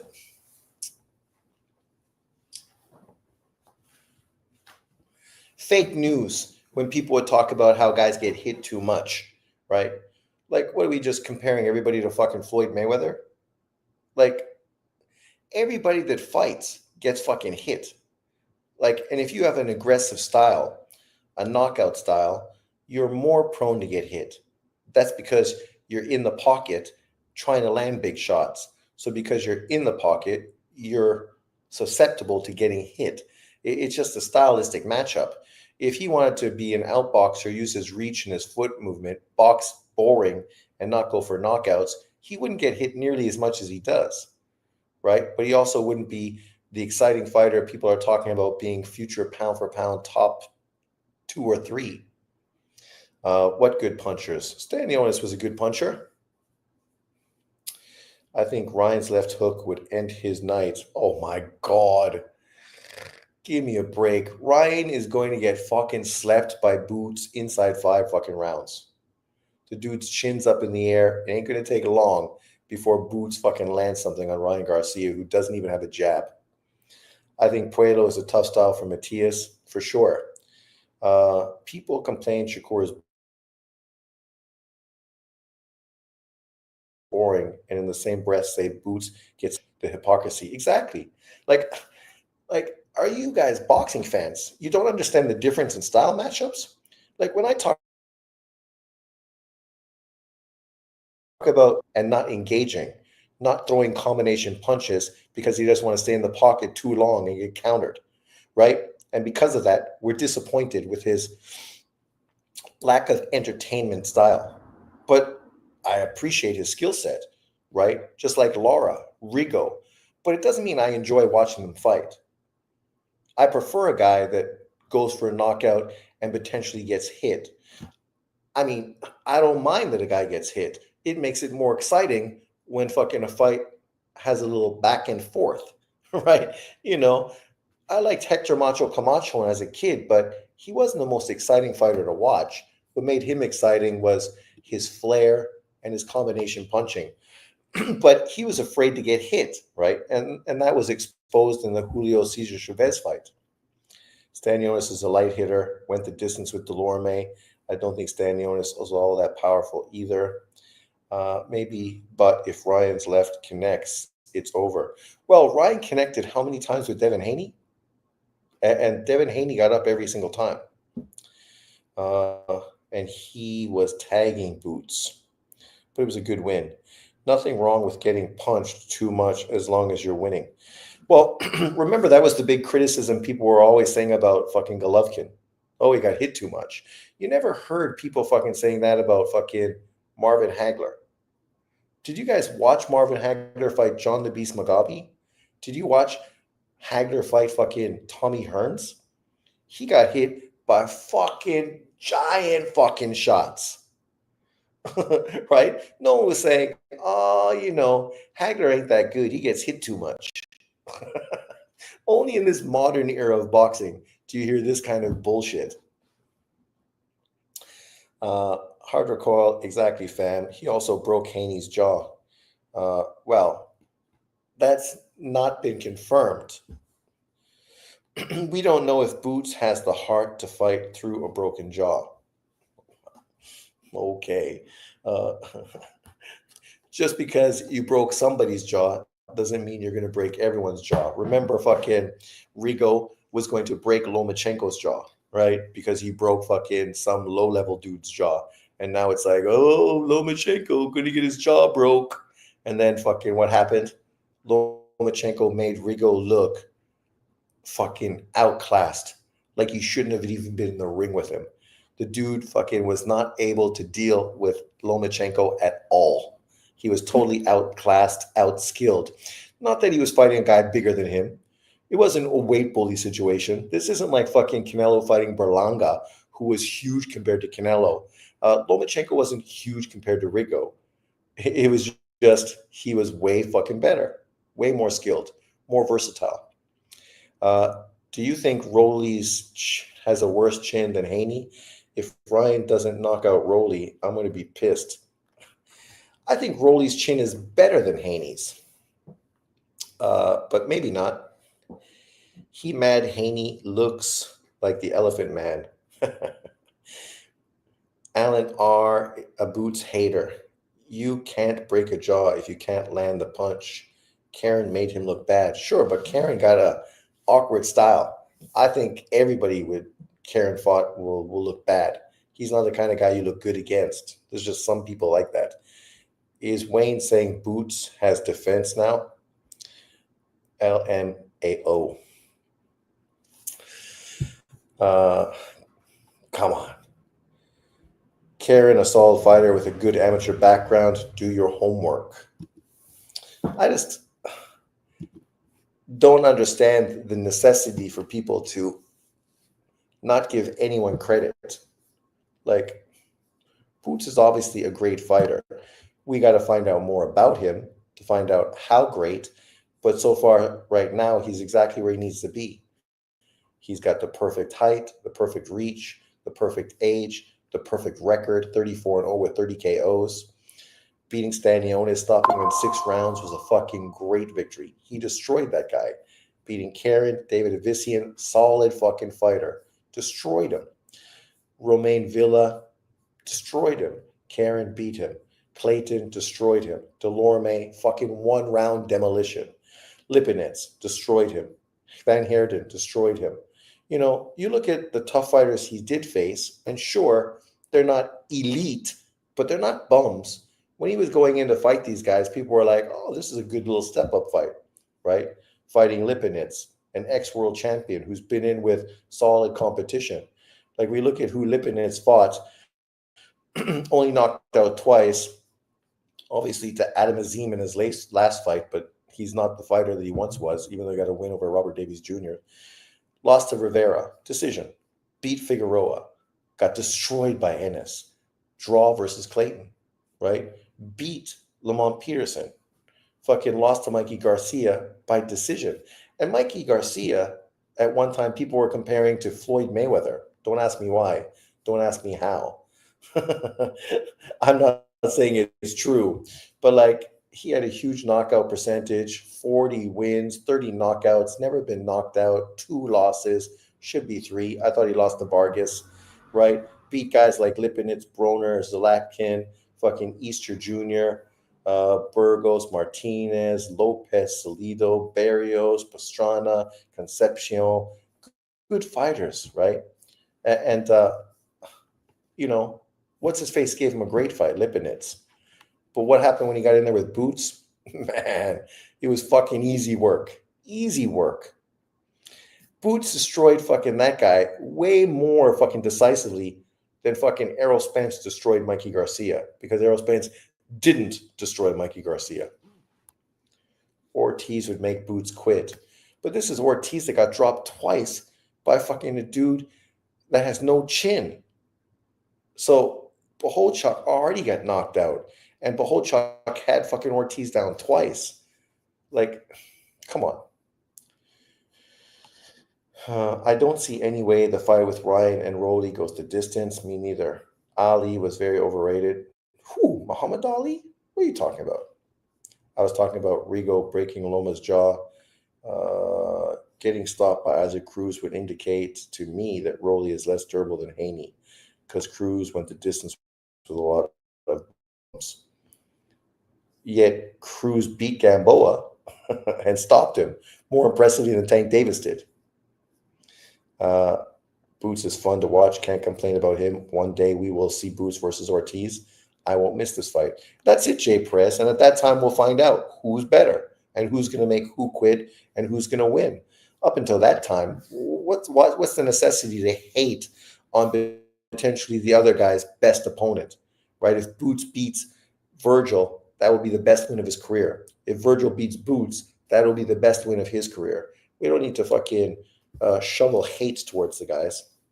You're exposed. You don't know boxing. Ortiz would make Boots quit. Alan, I can't take you serious. You're an Ali fanboy, which makes you a casual. Huh? How can you be a casual if you like Ali? This bum says Ali was overrated. Get out of your feelings, kid. Ali was overrated because he became a godlike figure in America culture, but as a fighter, he proved to be the best of his era. I mean, Ali was a god globally, right? Ali fucking, unlike most American fighters, fought, I think, what was it, 11 or 12 times outside the U.S. He fucking overcame 2 behemoths that were supposed to destroy him in Sonny Liston and George Foreman, right? The legend fucking grew because of those victories against guys that were destroying all the competition. Sonny Liston destroying the competition in the 60s, George Foreman destroying the competition in the 70s. Ali fucking beat them both easily. But styles make fights. Struggle with Frazier, struggle with Norton. I buy that. Good point, Sean. I'm from Louisville. Like Ali, the man has roads, museums, and buildings named after him there. Excellent take, Sean. Well, people just need to be realistic. Styles make fights. I know we say that all the time, but fuck, man, there's truth to it, right? To dismiss a guy because he struggled with a certain style is to be really casual, because we see how fucking this shit works. We saw what Foreman did to Norton and Frazier. Fucking beat the fucking piss out of those guys like they fucking were children that were fucking out of control. Yet then Ali went out there and mentally broke him, fucking ruined his career. It took him 10 years before he could get back in the ring and do anything effective. Young Ali was a great fighter. Young Ali, man, when I say Young Ali was the best heavyweight ever, it's because there's never been a heavyweight with the foot speed and hand speed of fucking 1960s Ali. And when people talk about 1970s Ali, it's like, stop. He's not even the same fucking fighter, man. He wasn't even close to the fighter that he was in the 60s. Frazier and Norton would not have fucking been nearly as effective to the Ali in the 60s. They would never have got close to him. They would never have fucking caught him. They would have ate fucking jabs all fucking night and lost fucking clear decisions easily. Whenever I think, whoever thinks Ali was overrated don't know boxing. Ali never could figure out Ken Norton, in my opinion. I thought Ken beat Holmes also. It was the power guys like Foreman, Clooney, Shavers that caused Norton issues. Because Norton was just awkward, right? Awkward fighter. Awkward. He's just hard to time a guy like him.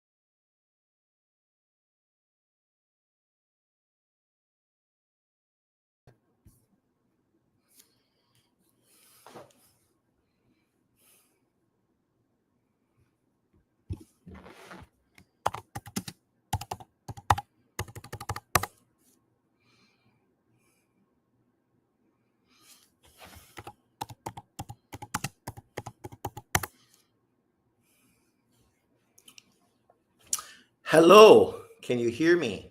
Are you back? Steve, Sean went Stevie Wonder mode. Sean got the Puerto Rican Wi-Fi. Stream froze. Darkness. Sean's screen is black. I got the fight. I'm going the distance parlay. Canelo beating Skull. Money line. Did it freeze? Sean forget to pay his internet. I did. That's why I'm using my phone. Uh,